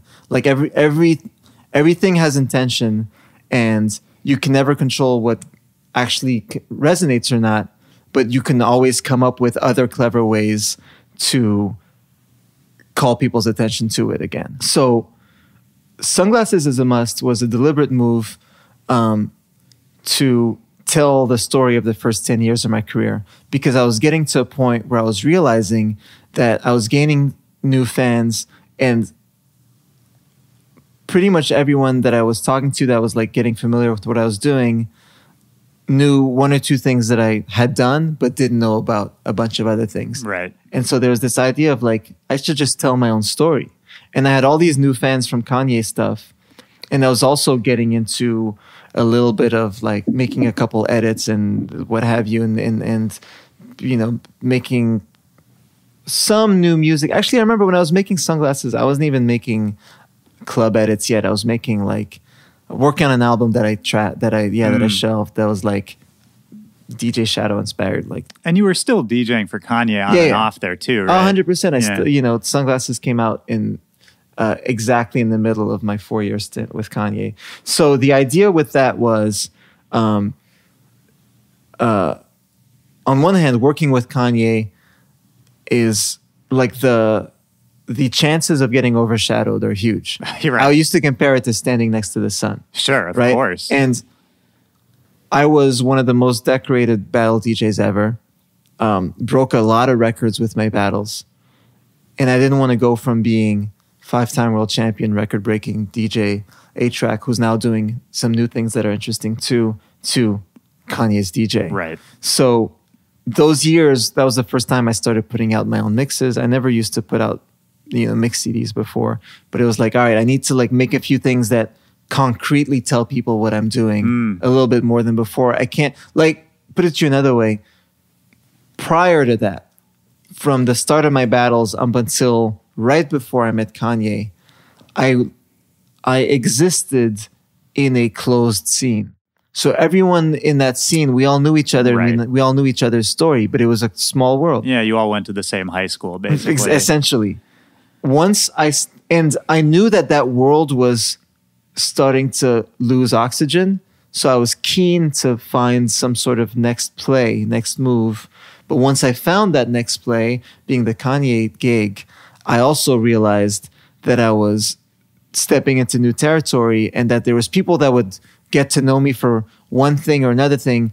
But I was I was proud of what I'd done for the first 10 years of my career, and I didn't want that to go forgotten. Right. So but because I grew up idolizing the Beastie Boys and people like that, if I was going to make a biopic, which, Sunglasses is a Must kind of was, right, I was going to do it on some Spinal Tap shit or on some Grand Royal shit. Yeah. So we made this, 2-hour DVD. Fortunately, when I was doing all the Scratch stuff when I was younger, I was filming everything because Scratch DJs, as we established earlier, are nerds, and we, take notes and to film every show and da-da-da. So I had all this awesome footage, and I was starting to realize that early part of my career was like out of the ordinary. And people knew I had won battles, but I knew that like actually showing the practice footage was actually interesting because everything about it was just out of the ordinary.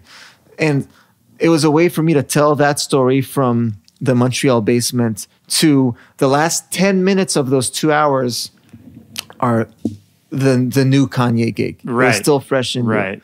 So it was kind of like it was one of the first times where I took control of the narrative, and I was like, all right, I'm going to make sure that what people know me for is in the way that I intended it. Yeah. So like intention is so important to me, and doing something like that where I really made a strong effort for it to not come across as too over self-important or blah blah blah. No. Like, look, no, I like Stevie Aoki, he's my friend, but his Netflix documentary is a fucking travesty. Yeah. And I would say it to him with a hug. Yeah. He's my buddy. But like the heroic self-aggrandizing thing. You saw the Swedish House Mafia doc, yeah, right? No, but I love that. I actually love that. I mean, I love it too. I actually love that. But okay, just quick tangent. Yeah. Do you think it is self-aware or not? That's the real question. You know what's awesome is that it half is. Yeah. And I love that half. So Sunglasses is a Must was a cognizant self-aware move. It was like a chess move. It was a strategic move to make sure that I wasn't getting overshadowed. Yeah. That these things that I did that were pretty dope, like winning all those battles and whatnot, weren't going to get erased from my history. So I made my own movie, but I did it on some Beastie Boys shit. What do you think you learned from those Kanye years the most? Like, what were your biggest takeaways? Because I know you've talked about, how I met Kanye, all that a million times over, but I'm just curious, what sticks with you from those years? What sticks with me, working with Kanye and him being an artist on so much of a bigger scale than me, it showed me how my operation could be on the bigger scale too.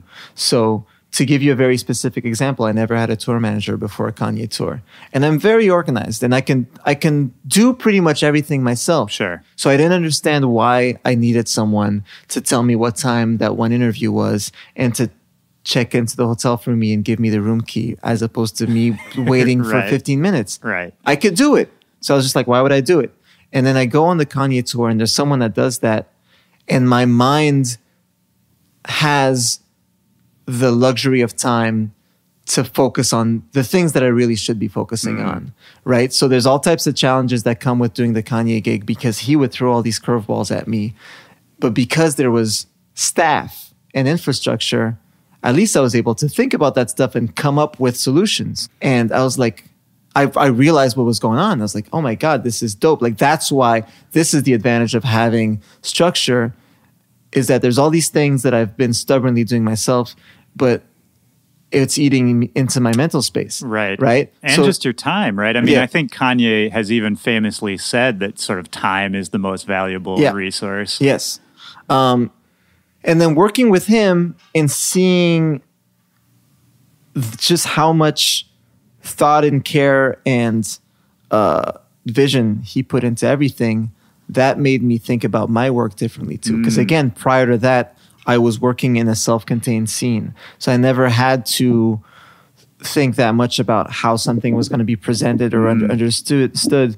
I was preaching to the choir for like almost 10 years. Right. So then with Ye, not only was I realizing that I had to start marketing myself a little more because I didn't want to just become known as Kanye West DJ, but I was able to look at how he was doing stuff. And there's a lot of things that were happening, fortunately at the same time, where Dave was already living in New York because he was going to Columbia. And I would go visit Dave, and I just started meeting all these people in the sort of like downtown scene or whatever. I'd go shop at Union and meet like the dudes designing t-shirts and befriend a lot of people in that world. Around the same time that I started wanting to have my own logo or make my first t-shirt or put out a mix that had artwork that was somewhat reflective of the type of music I was getting into. Right. And then as it turns out, on one hand, I would spend time with Kanye and see just how much he would think about the 360 vision of everything. But by the same token, I started being able to contribute to those conversations too, because he would see me make a t-shirt with someone that I met in Soho or whatever and be like, yo, who made your shirt? Like, that's dope. Right. And he would ask his management to find designers for him, and that was leading nowhere. And he'd be like, how come A-Trak's able to do all this shit with just people that he meets? Right. And we're over here trying to find who to work with. And he was trying to do pastel and all this stuff. And we started sharing a lot of resources. That's a beautiful thing. And yeah. So and also one more example is like, he's a show off. It's no secret. So he wanted to show me off. Yeah. Right. So the first maybe year of shows that we did was myself, John Legend, and Kanye on stage. That was the show. I was playing the show tracks. John was playing the keyboard and singing on top of stuff. And Kanye was being Kanye. No hype man. Right. No vocal on the track. And it was just the three of us. And he would give me a solo time. I remember that. Right? Yeah. And that was the first time that I performed for an audience that didn't have the basic knowledge of what turntablism was. And I was so used to preaching to the choir. I was so used to doing these hyper technical routines for people that have, they've basic information. Right. You know what I mean? It's like, I don't know much about coding, but I know that when you do coding, you could sort of purchase packs of like things that have already been coded. Yeah, sure. So you're like, all right, let me get this one thing that, does 3D, and let me get this one thing that does the shadows and whatever. Right. And then I'm going to code some sort of animation, but I'm not writing the whole thing myself. Right. Imagine you're trying to you're used to working with all these tools, and then you're naked one day and you're like, oh shit, I have to build this whole thing from the ground up.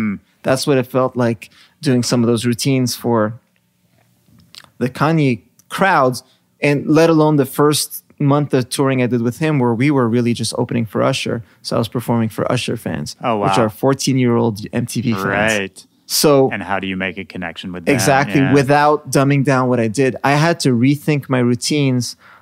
But in doing so, I would think like, man, I'm going to simplify some of what I do, but there's going to be shows where someone from my world is in the crowd, and there's no way I'm going to do some shit that's so dumb that they'll look at me and be like, oh man, what a bummer. A-Trak's doing some kindergarten shit. Yeah. So it was more about figuring out how to like walk people through my routine and give them like these little identifier pieces of information that tell them like, I have two turntables on stage, and I'm grabbing two copies of the same records. And this is a record that you already know. Yeah. And here I am flipping it. You have I was doing routines that were so intricate that I wasn't giving those pieces of information. Right. So all this to say, what I really gained from the Kanye experience was thinking bigger, in a sense. Being like, oh shit, this is why I could start having one or two people working for me. This is why I should start thinking about what I want my records and my product in general to look and feel like, and why this is actually fun and exciting to work on. And if I'm going to want to be the flag bearer of turntablism that ventures into new territory, what are the things I have to include in my performance so that I don't completely lose people, so I don't completely confuse people. Yeah. That's really what I learned. And no one sat down and taught me that. Right. But it was like, it was fight or flight. Yeah, of course, man. Either I figured it out or he would can my solo. Right, of course. And he didn't want to can my solo. He wanted to show me off. Right. So I had to figure it out. I love that, man. And it's funny. Another thing I was going to bring up, and this really goes into it perfectly, is you kind of did that for me to a certain extent when you did the Magic 8 Ball tour. Oh, cool. Yeah. And I was DJing for Kid Sister, who was opening at the time. And that was my first bus tour and kind of first like real, like I had been touring and playing shows for years before, but this was, it was the first time I had been on a bus. Mm-hmm. You had a tour manager, you had a photographer, all that kind of thing. And Kirill was the photographer. Yeah, Kirill, of all people. Yeah. I still think about that sometimes. Yeah. And it was such a weird crew. I don't know. I had a great time on that. But finding out, okay, so what role does this person play in the daily operation? Yeah. How do you as the headliner operate and manage your time when we're in a different city each night?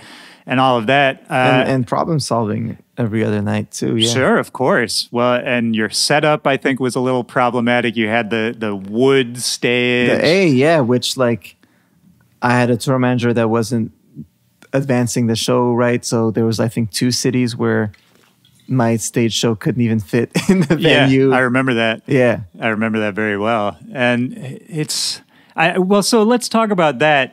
Because it wasn't the first time I had ever played a show with you. The first time, I just have to mention this because I just thought of it on the way over here. It was a couple of years before that. You played a show in Chicago. Yeah. I opened. I did a solo set and then a set with a rapper I was DJing with named Mike Terror. I remember Mike Terror. Yeah. And it was at this venue called Subterranean. That was kind of this grimy little spot. Mm-hmm. And at the end of the night, somebody stole your jacket.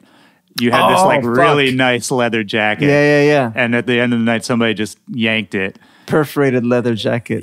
Yeah, you still remember my first Margiela. Yeah. I definitely remember it. Yeah, it's fine. I just remember that it was such a fun night, and then that happened, and everything switched. And it just became about a hunt for this jacket. I just remember that. I totally forgot that even happened until I was driving over here. Yeah. But on the 8 Ball tour, am I right in saying that was kind of, if not one of your first forays into sort of being the headliner with the big stage production? It was invested a lot of money and time into. Yeah, it was my second bus tour. I did my first bus tour I want to say the 8 Ball tour was 2011, something like that. And then the first one I did was 2009. Treasure Fingers and Theophilus London were the openers on that one, and that one had a bit of a light show on stage, but way simpler than the Wooden A. There was something that we're bringing the first time around into the venues, but the Magic 8 Ball tour with the A stage that I think was beautifully designed, but was not designed for touring, right? In terms of practicalities, there was lights. Well, I mean, for the people who may not know, what was that stage? It looked like mid-century modern furniture on stage. Yeah. And even I've still never seen anything like that. Yeah, thanks. I'm proud of it, but it was an ordeal. But again, this sort of goes back to my contrarian side, where by 2011, EDM was kicking off in full steam. It was happening. Right? Barbra Streisand came out in the fall of 2010. The Swedes started having their big hits by the end of 2010. 2011, we were off to the races. Yeah. DJing was like the dams were broken and the water was rushing in and DJing was going crazy all over the place. Fool's Gold was in full swing by then. But a lot of other DJs were starting to do stage production, but I felt like everyone was just it was an arms race, and everyone was trying to have the biggest LED screen and the biggest lights, and very few people had something with a clear idea. It's still true to this day, kind of. Yeah. Because the DJ world is, it's rare when someone has an original idea. Yeah. So, I love the Justice show where they had the cross and the Marshall stacks. And there was like a small handful of shows that I actually thought were cool. But for the most part, everyone was just like, everyone was like, this person has lights this big. My lights have to be bigger. Right. And in typical fucking Maclo fashion, we were actually Kanye had the seed of that idea. I was trying to brainstorm for a stage show, and Chromeo had already done stage production, so Dave was putting me in touch with people that did stuff for him, and no one had an original idea. And I remember catching up with Kanye one day and me being like, I'm trying to come up with a concept for a stage, and he just drew something and he's like, there should be an A, and like you're in the middle of the A. And I still have his drawing. Oh wow. Yeah. And so from that led to hiring this company from Montreal, Moment Factory, that had done stage production for like Nine Inch Nails, but also and Cirque du Soleil, but also Tiesto. But they had they were thinking outside the box, and they weren't like the typical EDM stage designer guys. And they were like, what if the A is made out of wood?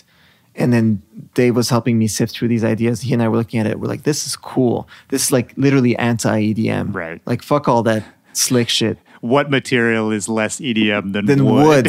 Exactly. This is the kind of shit I like to do. This is how I stunt. Right. Show up with wood. That's the most fucking like that's nothing's more representative than that of like the kinds of things I like to do.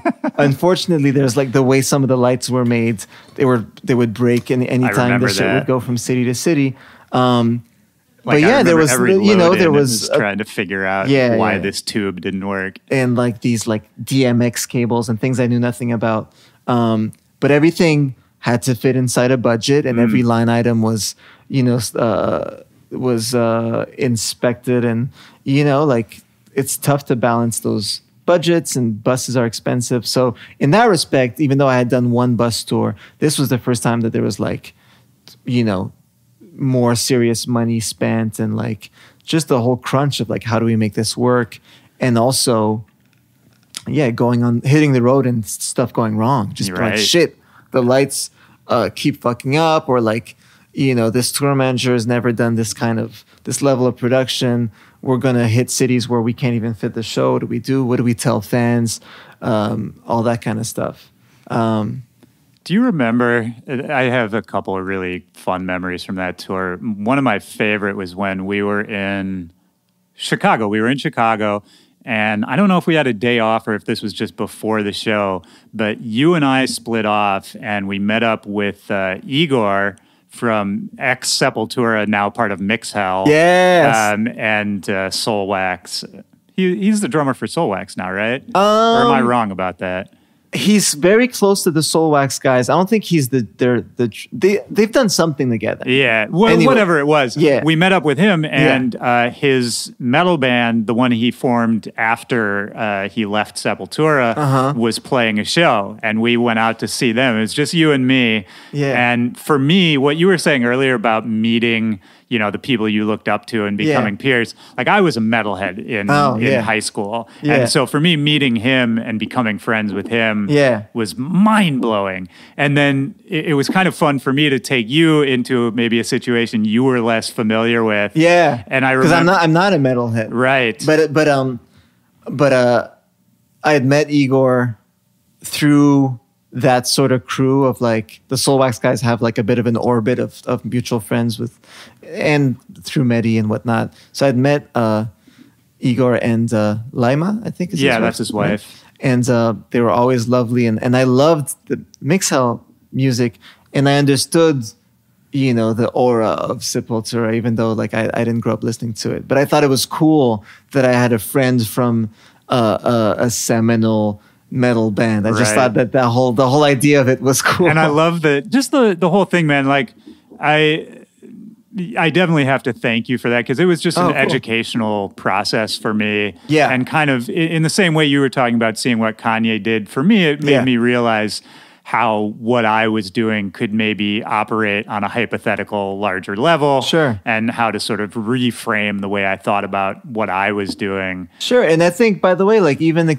little adventures like the anecdote you just told, I think that is the kind of thing that we all pick up little jewels from too. Like I think a lot of lessons also come from not even just working alongside someone who's in the same field as you or I, but sometimes like making these unlikely friendships. Right. And like, well, even you, it makes you think about, what are little lessons that could be picked up from what a metal band is doing and how you apply that to absolutely our world. Well, and even you and I mean, I was convinced that you didn't like me for about the first half of that tour. Shit. Not for any specific. I think that about a lot of people that I don't know so well. But the tour kind of just taught me too how to just chill out around people. Because we were together for such a long time. Yeah. After a certain point, that all kind of fades away. Yeah. And I remember, there were nights we would just sort of keep DJing after people had left and just play weird shit. And by the end of it, I have like a really sweet memory. Towards the very end of the tour, you took me out to dinner one night and just the two of us and just chatted. And it was kind of just like, it was the period on the end of that whole sentence, Yeah. It just made me feel good and kind of understand how to interact with people on that level, on the tour level.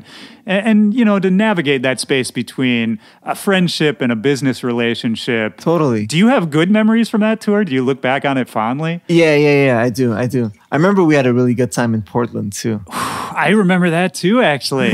Portland. That was like the wild show. Oh man. So Portland was the first time I ever stage dived ever. Yeah.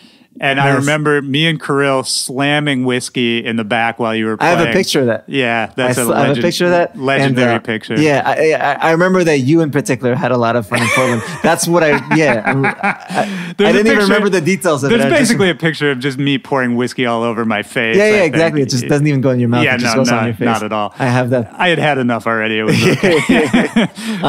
I do have good memories from that tour. I remember that there was like some, as we said already, some difficulties with the stage show itself, although I feel like at the end of the day, we sort of got through it. And I remember that there was some difficulties with Melissa and myself, like us having like broken up and sure. a little bit of time passing and then trying to... There was some tension. Yeah, trying to get on the road together and like, difficulties with that. And I remember that was kind of a pain in the ass because I feel like I sort of like went into it optimistically on some like we we're adults, we can make this work. And then when we started to butt heads on shit, I was like, man, like I wanted to be optimistic about this, and it ended up being kind of sour, at least in the beginning. But I think after a certain while, with any tour, there's a point where you just sort of like. Yeah, you work it out because you have to, right? But also, like, you sort of give in to the wave. Mm-hmm. Like, a tour is a wave. And for the first week, you're, like, fighting certain elements and you're trying to get things a certain way. And there's a point where you're just like, the wave is stronger than me.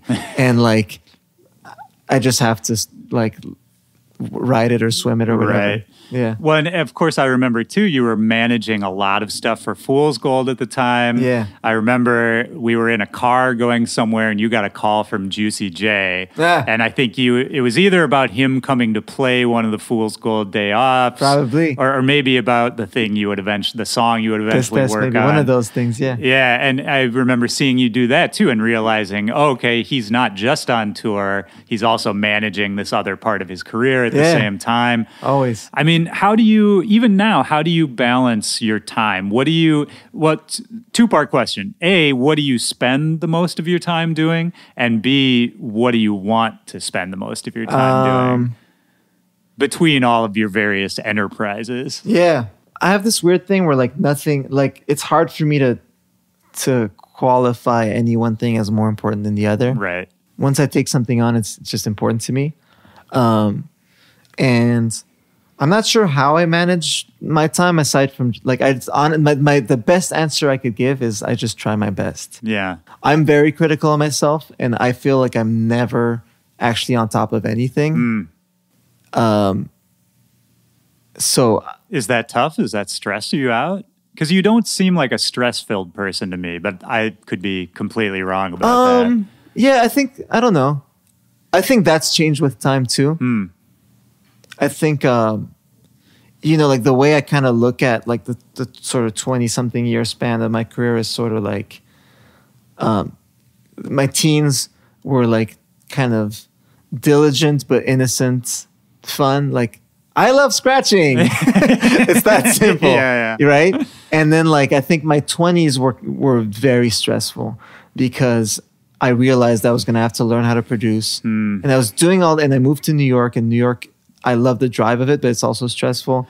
And I started Fool's Gold with Nick, and I was getting into all these new enterprises. And when you kind of started off at the top, right? That's got to be tough too. I said and I was very aware that the bar was set somewhere. So even as far as learning how to produce, like I was going to put remixes out as A-Trak where there's a certain level of reputation. So I wasn't going to allow it to be whack, at least in my opinion. So I put a tremendous amount of pressure on myself, and I tried to do everything myself for a long time. And so it was a stressful period, not to mention on a sort of like developmental level. I think there was kind of a clash in my life where, you know, all types of like micro habits that I took on as a teenager who was just like diving into music. There was things that I felt like I couldn't continue doing things the same way. When we mentioned earlier too that maybe there were some things in childhood that maybe you did look back on and be like, right. oh, maybe so at I that missed point, out it was on like, that. yeah, exactly. So that's when like that started being apparent, where I was like, oh, like I can't carry on doing A, B, C this way, or like a normal person would have learned this or that lesson by now, and I haven't. And I was just kind of like faced with those realities and sort of my own stubbornness, and it was difficult for me internally. And I think in certain ways, like, you know, I turned 37 last week. Everybody knows my birthday now. But like when I think about my 30s, I actually think about this whole period quite fondly, because I think there's a level of like acceptance with myself where I'm like, I'm okay with who I am and what I do. And there's definitely there's a lot of things that other people do better than me, but I try to focus on the things that I do that are at least unique, and I just try to be the best I can at those. And I've kind of stopped obsessing over trying to be everything and be everywhere and have everyone like me and all those kinds of things. Right. Like I've become a lot more okay with, you know, the fact that I have strengths and weaknesses, you know what I mean? So, with that said, when I think about like, you were asking if I'm stressed out, I have periods when I'm stressed out, you know, like if you see me the week before Fool's Gold Day off, I'm fucking dying. Yeah. But, for the most part, yeah, again, like how do I manage my time? Honestly, like I just try my fucking best, because I do a lot of things. And I think this MO is when I'm at my best. I'm less happy when I do less things. And I think I'm less good when I do less things. Is it hard for you to go on vacation? No, that I'm okay with that. Okay. I'm okay with, and I used to, again, when I was in my 20s and I was like way harder on myself, like, unreasonably and cruelly. I would think that if I wanted to go on vacation, I would think that I had to earn it. And if I had some sort of work or thing that I was trying to do before my break, and if I wasn't quite done before I was leaving, I would be really tough on myself, and I would feel like I didn't deserve that break. And then I understood that like those breathers are necessary, and it's not about earning them. It's like actually all part of a balance. And like when I would just like stubbornly, like, you know, sort of whip myself to try to finish this or that thing that I was having a hard time with, it was actually destructive. It wasn't even good for me. It wasn't even like in the best interest of whatever I was working on. So I learned more about the balance.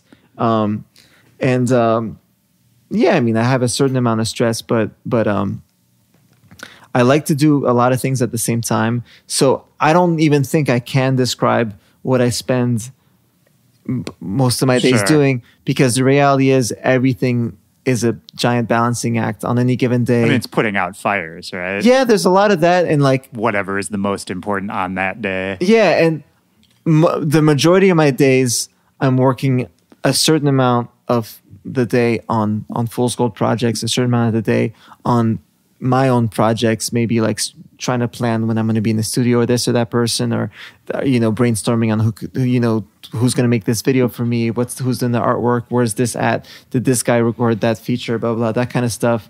And then there's parts of the day that just creative work, but I don't think I can actually break that down into hours. Right. I'm kind of doing everything at the same time. And if anything, when I do get into the creative zone, that's the only time where I try to block off the other stuff. Although I'm not that good at blocking shit out, and I still end up being on my phone half the time. Yeah. But at least I try to block shit out during that time. But do you see yourself not slowing down, but changing the balance in the future? Like I remember I was talking to Diplo, and he was saying, yeah, the being on the road all the time, it's crazy. Like I'm happy to keep doing it as long as people want me to. But really how I see myself maybe 10 years is, mostly at home and kind of a studio guy. Yeah. I don't know how serious he was, too. But well, of course. But I don't. Do you want him? Yeah. At some point. Yeah. I do see, I feel like lately I've been planting seeds for certain things, like business venture wise, that could put me in a place in a few years where I don't feel the need to tour quite as much to have the lifestyle that I have. Yeah. Because at the end of the day, like I fully live in two cities. Two very expensive cities. Right. Yeah. I legitimately live in LA and New York equally. Even that alone sets a certain like financial bar. And you bankroll a record label, or at least you did for many years. Yeah, I mean, Fool's Gold is the thing with Fool's Gold is I don't take a salary, but I try to keep Fool's Gold as autonomous as possible.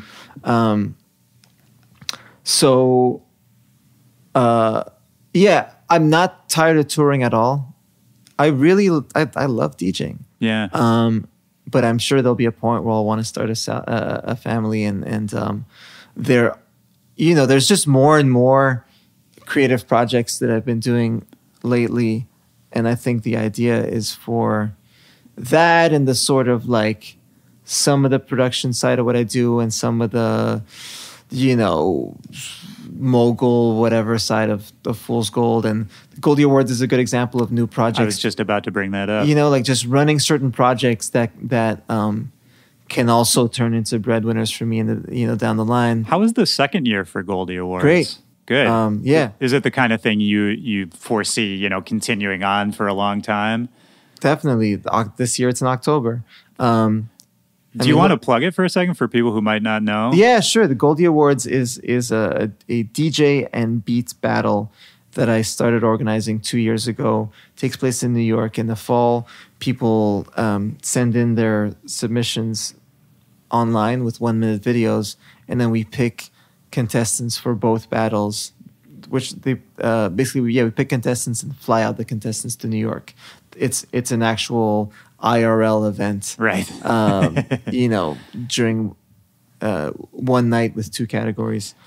It's the update of where you started, man. For me, it's super gratifying because it feels like I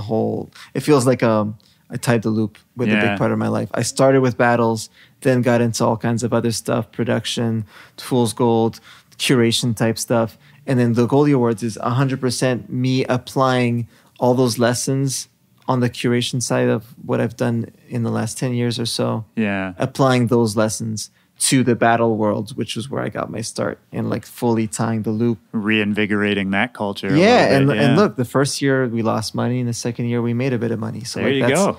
That's all I care about.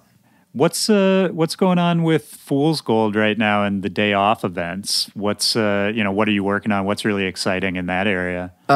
Day off. What I'm excited about is that I think, there was a period of many years where we were kind of the only game in town.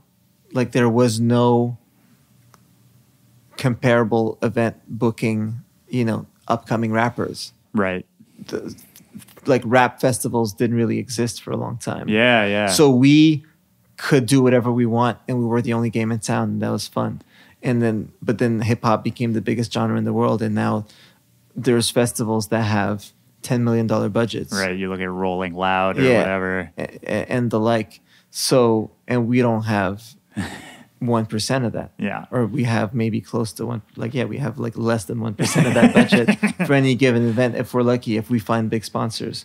So we kind of had to figure out our place. And I think last year was a big win because after years of doing this sort of mixed platter lineup that had like a little bit of this and a little bit of that, and a lot of times Nick and I by default we like to do this mixed platter thing with Fool's Gold where it's like it's hip hop but it's electronic, and there's legendary rappers but new rappers but Fool's Gold artists too, but also a DJ, but also a this, but also a that.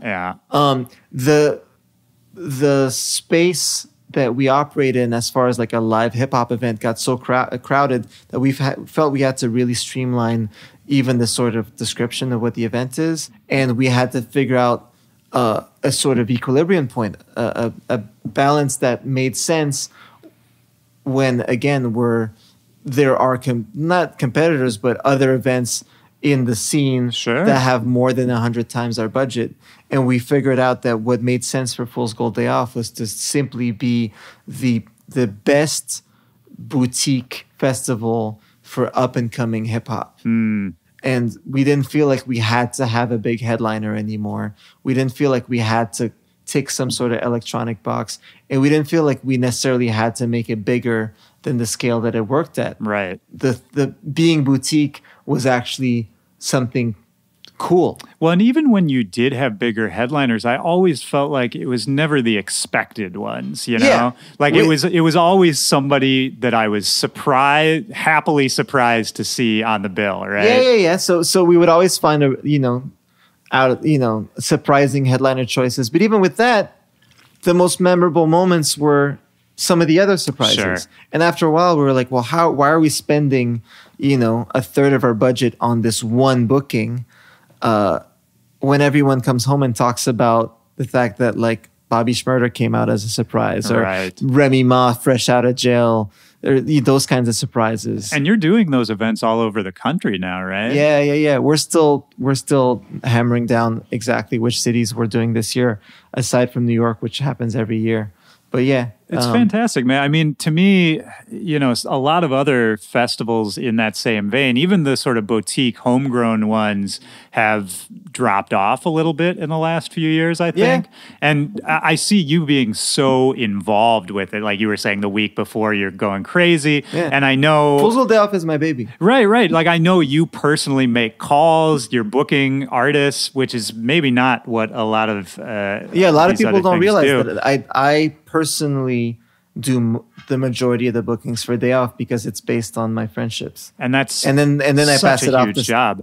Yeah, it's wild. And the other thing with the fact that now the rap world has fully dove into touring and festivals is that so many artists have exclusivity clauses in those cities. So trying to book someone in New York and everyone's like, oh, well, we have our headlining play a month before, or we're doing this festival or that festival, or even like, oh, we're doing Made in America, which is in Philly, but their radius clause includes New York. Yeah. So there's a lot of...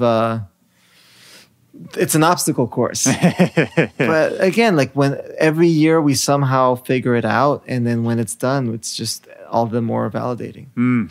It's just cool, man. I love seeing that. I think it's super inspiring. And, just as we're kind of wrapping it up, where do you see yourself fitting in to what's happening in the music world right now? Or do you see yourself as a part of any scene or scenes? Do you feel like you're carrying a torch for any particular scene? I've become increasingly okay with the fact that like I'm me, and like and there's no one specific scene that I fully fit into. Sure. But you are outspoken, right? And opinionated about the culture and what DJing. You want to see, and DJing. And just DJing as a tradition, as a cause, kind of, and even that has become kind of part of my identity. Like I'm the DJ, and there's a whole bunch of DJs who are bigger than me in their respective scenes. But I think I'm really one of the few DJs who can connect the dots between all those scenes. So if you go into fucking big room, commercial DJing, there's DJs who make, again, 100 times what I make. And if you go into this lane or that lane, there's a lot of people who, or they're in another sub scene. There might be someone who's like really hot this year, but they might not be around in 2 years. Like there's always something flashy, but I like to unite everything. You know what I mean? And where I fit in is I'm not sure how to describe where I fit in aside from the fact that I'm the bridge between generations of DJing. Yeah. Like even simply the fact that I came up in the vinyl days and am very active in this digital age, and I'm I like to be a bridge between hip hop and electronic music. I play just as much house as I play hip hop, and I carry DJing on my back as much as I can.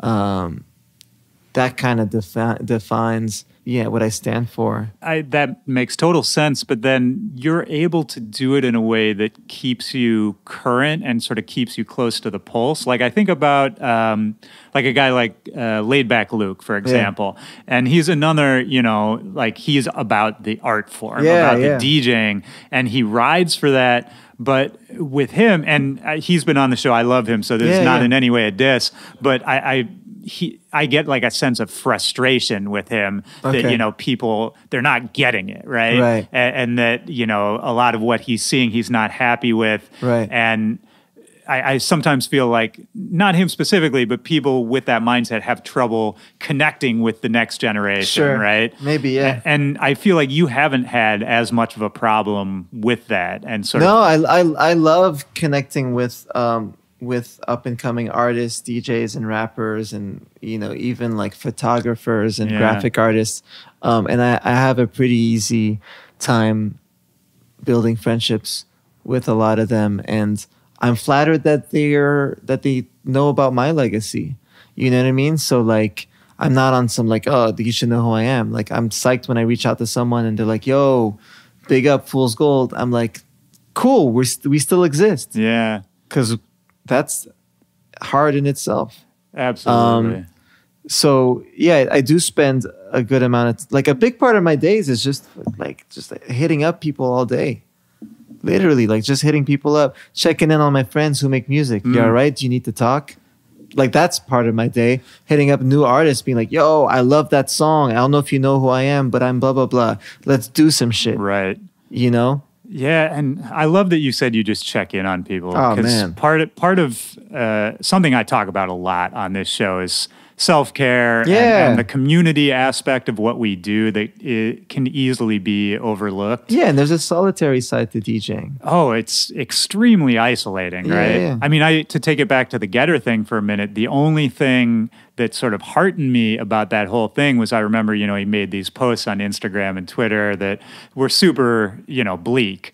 And then all of the comments were just like every DJ in the known universe coming out of the woodwork to say, I love you, hope you're good, you're a great artist, all that kind of thing. And I don't know, man. It makes me glad to hear you say that that's just something you do every day, because I don't know if everybody does that, and it's something I'm trying to be more active about. Yeah. Do you have somebody like that for you who checks in on you? I mean, other than your brother, who is clearly a big support. I guess like even just like my non-DJ friends. Yeah, of course. Will check in on me. You okay? Are you going crazy? Are you taking care of yourself? Yeah. Have you visited your parents lately? When's the last time you took a vacation? I have those friends for sure. Good. I'm glad, man. Yeah. I have a good little support system of friends. Good. Definitely wouldn't be able to deal with the craziness if it wasn't for them. I hear you, man. And I hope you know, too, that,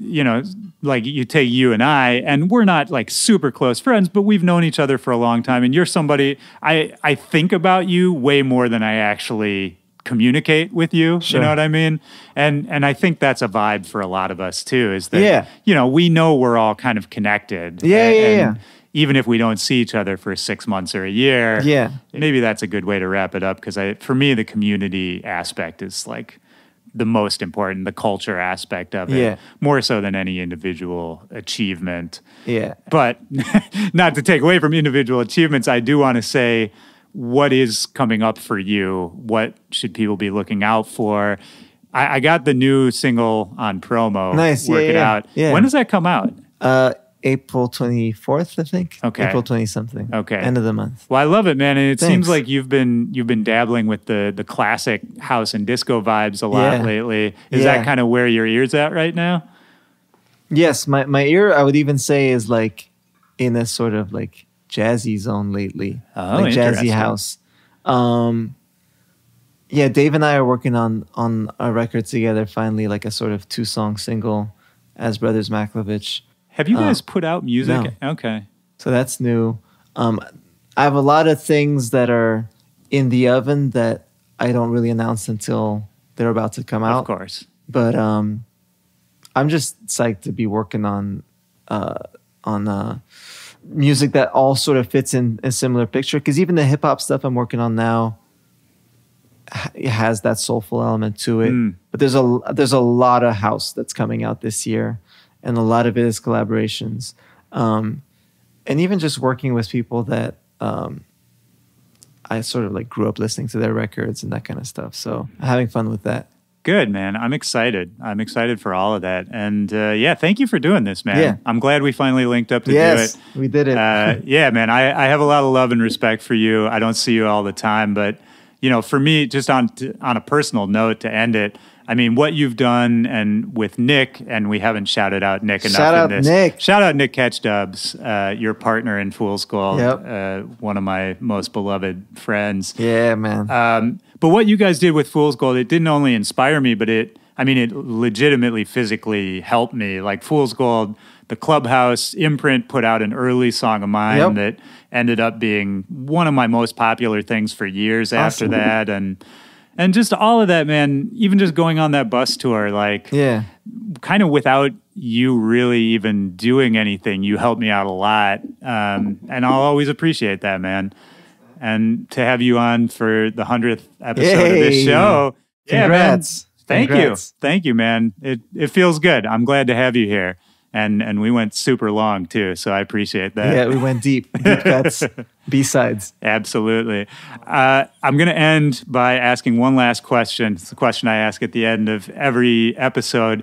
You don't have to think about it too hard, kind of the first thing that pops into your mind.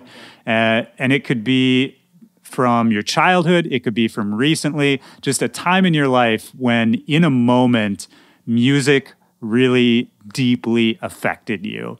And it's meant to be broad. You can kind of interpret it as you want. It could be just gave you goosebumps, changed the way you thought, was part of an important moment in your life. Just the first thing that pops into your head. The first thing that pops into my head is memories of like when I was quite young, just listening to my Walkman and like music being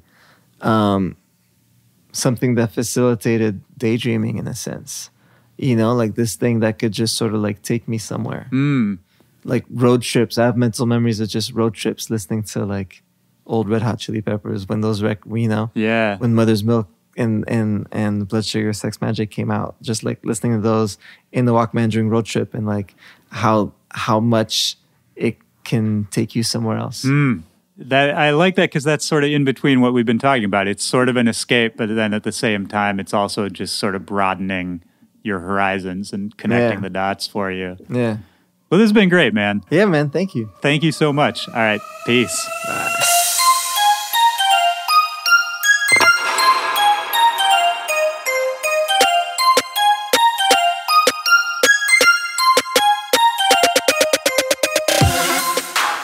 All right, that's the show. Shout out to A-Trak.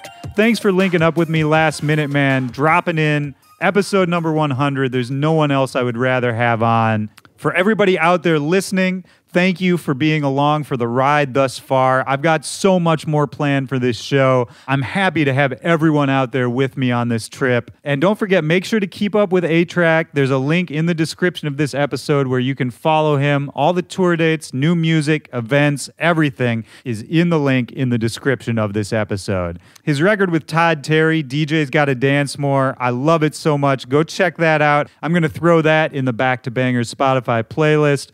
Later this month, he's got a brand new single called Work It Out, and it is a banger. So keep in tune with A-Trak. He's always doing something worth paying attention to. My name is Willy Joy. That's it for this week. Don't forget, you can always reach out to me. backtobackpod@gmail.com is the email address, or at Willy Joy or at backtobackpod on all social media. That's it for this week. I don't know what else to say. Episode 100, so much gratitude for everyone out there listening. And I have so much gratitude for all the artists who have come on the show in these first 100 episodes. Everyone who trusted me with this weird idea. And that's it. Nothing changes. Next week, episode 101 coming straight at you. I hope you have a great week. I'll talk to you soon. Take care of yourself. For Back to Back, this is Willy Joy. Peace.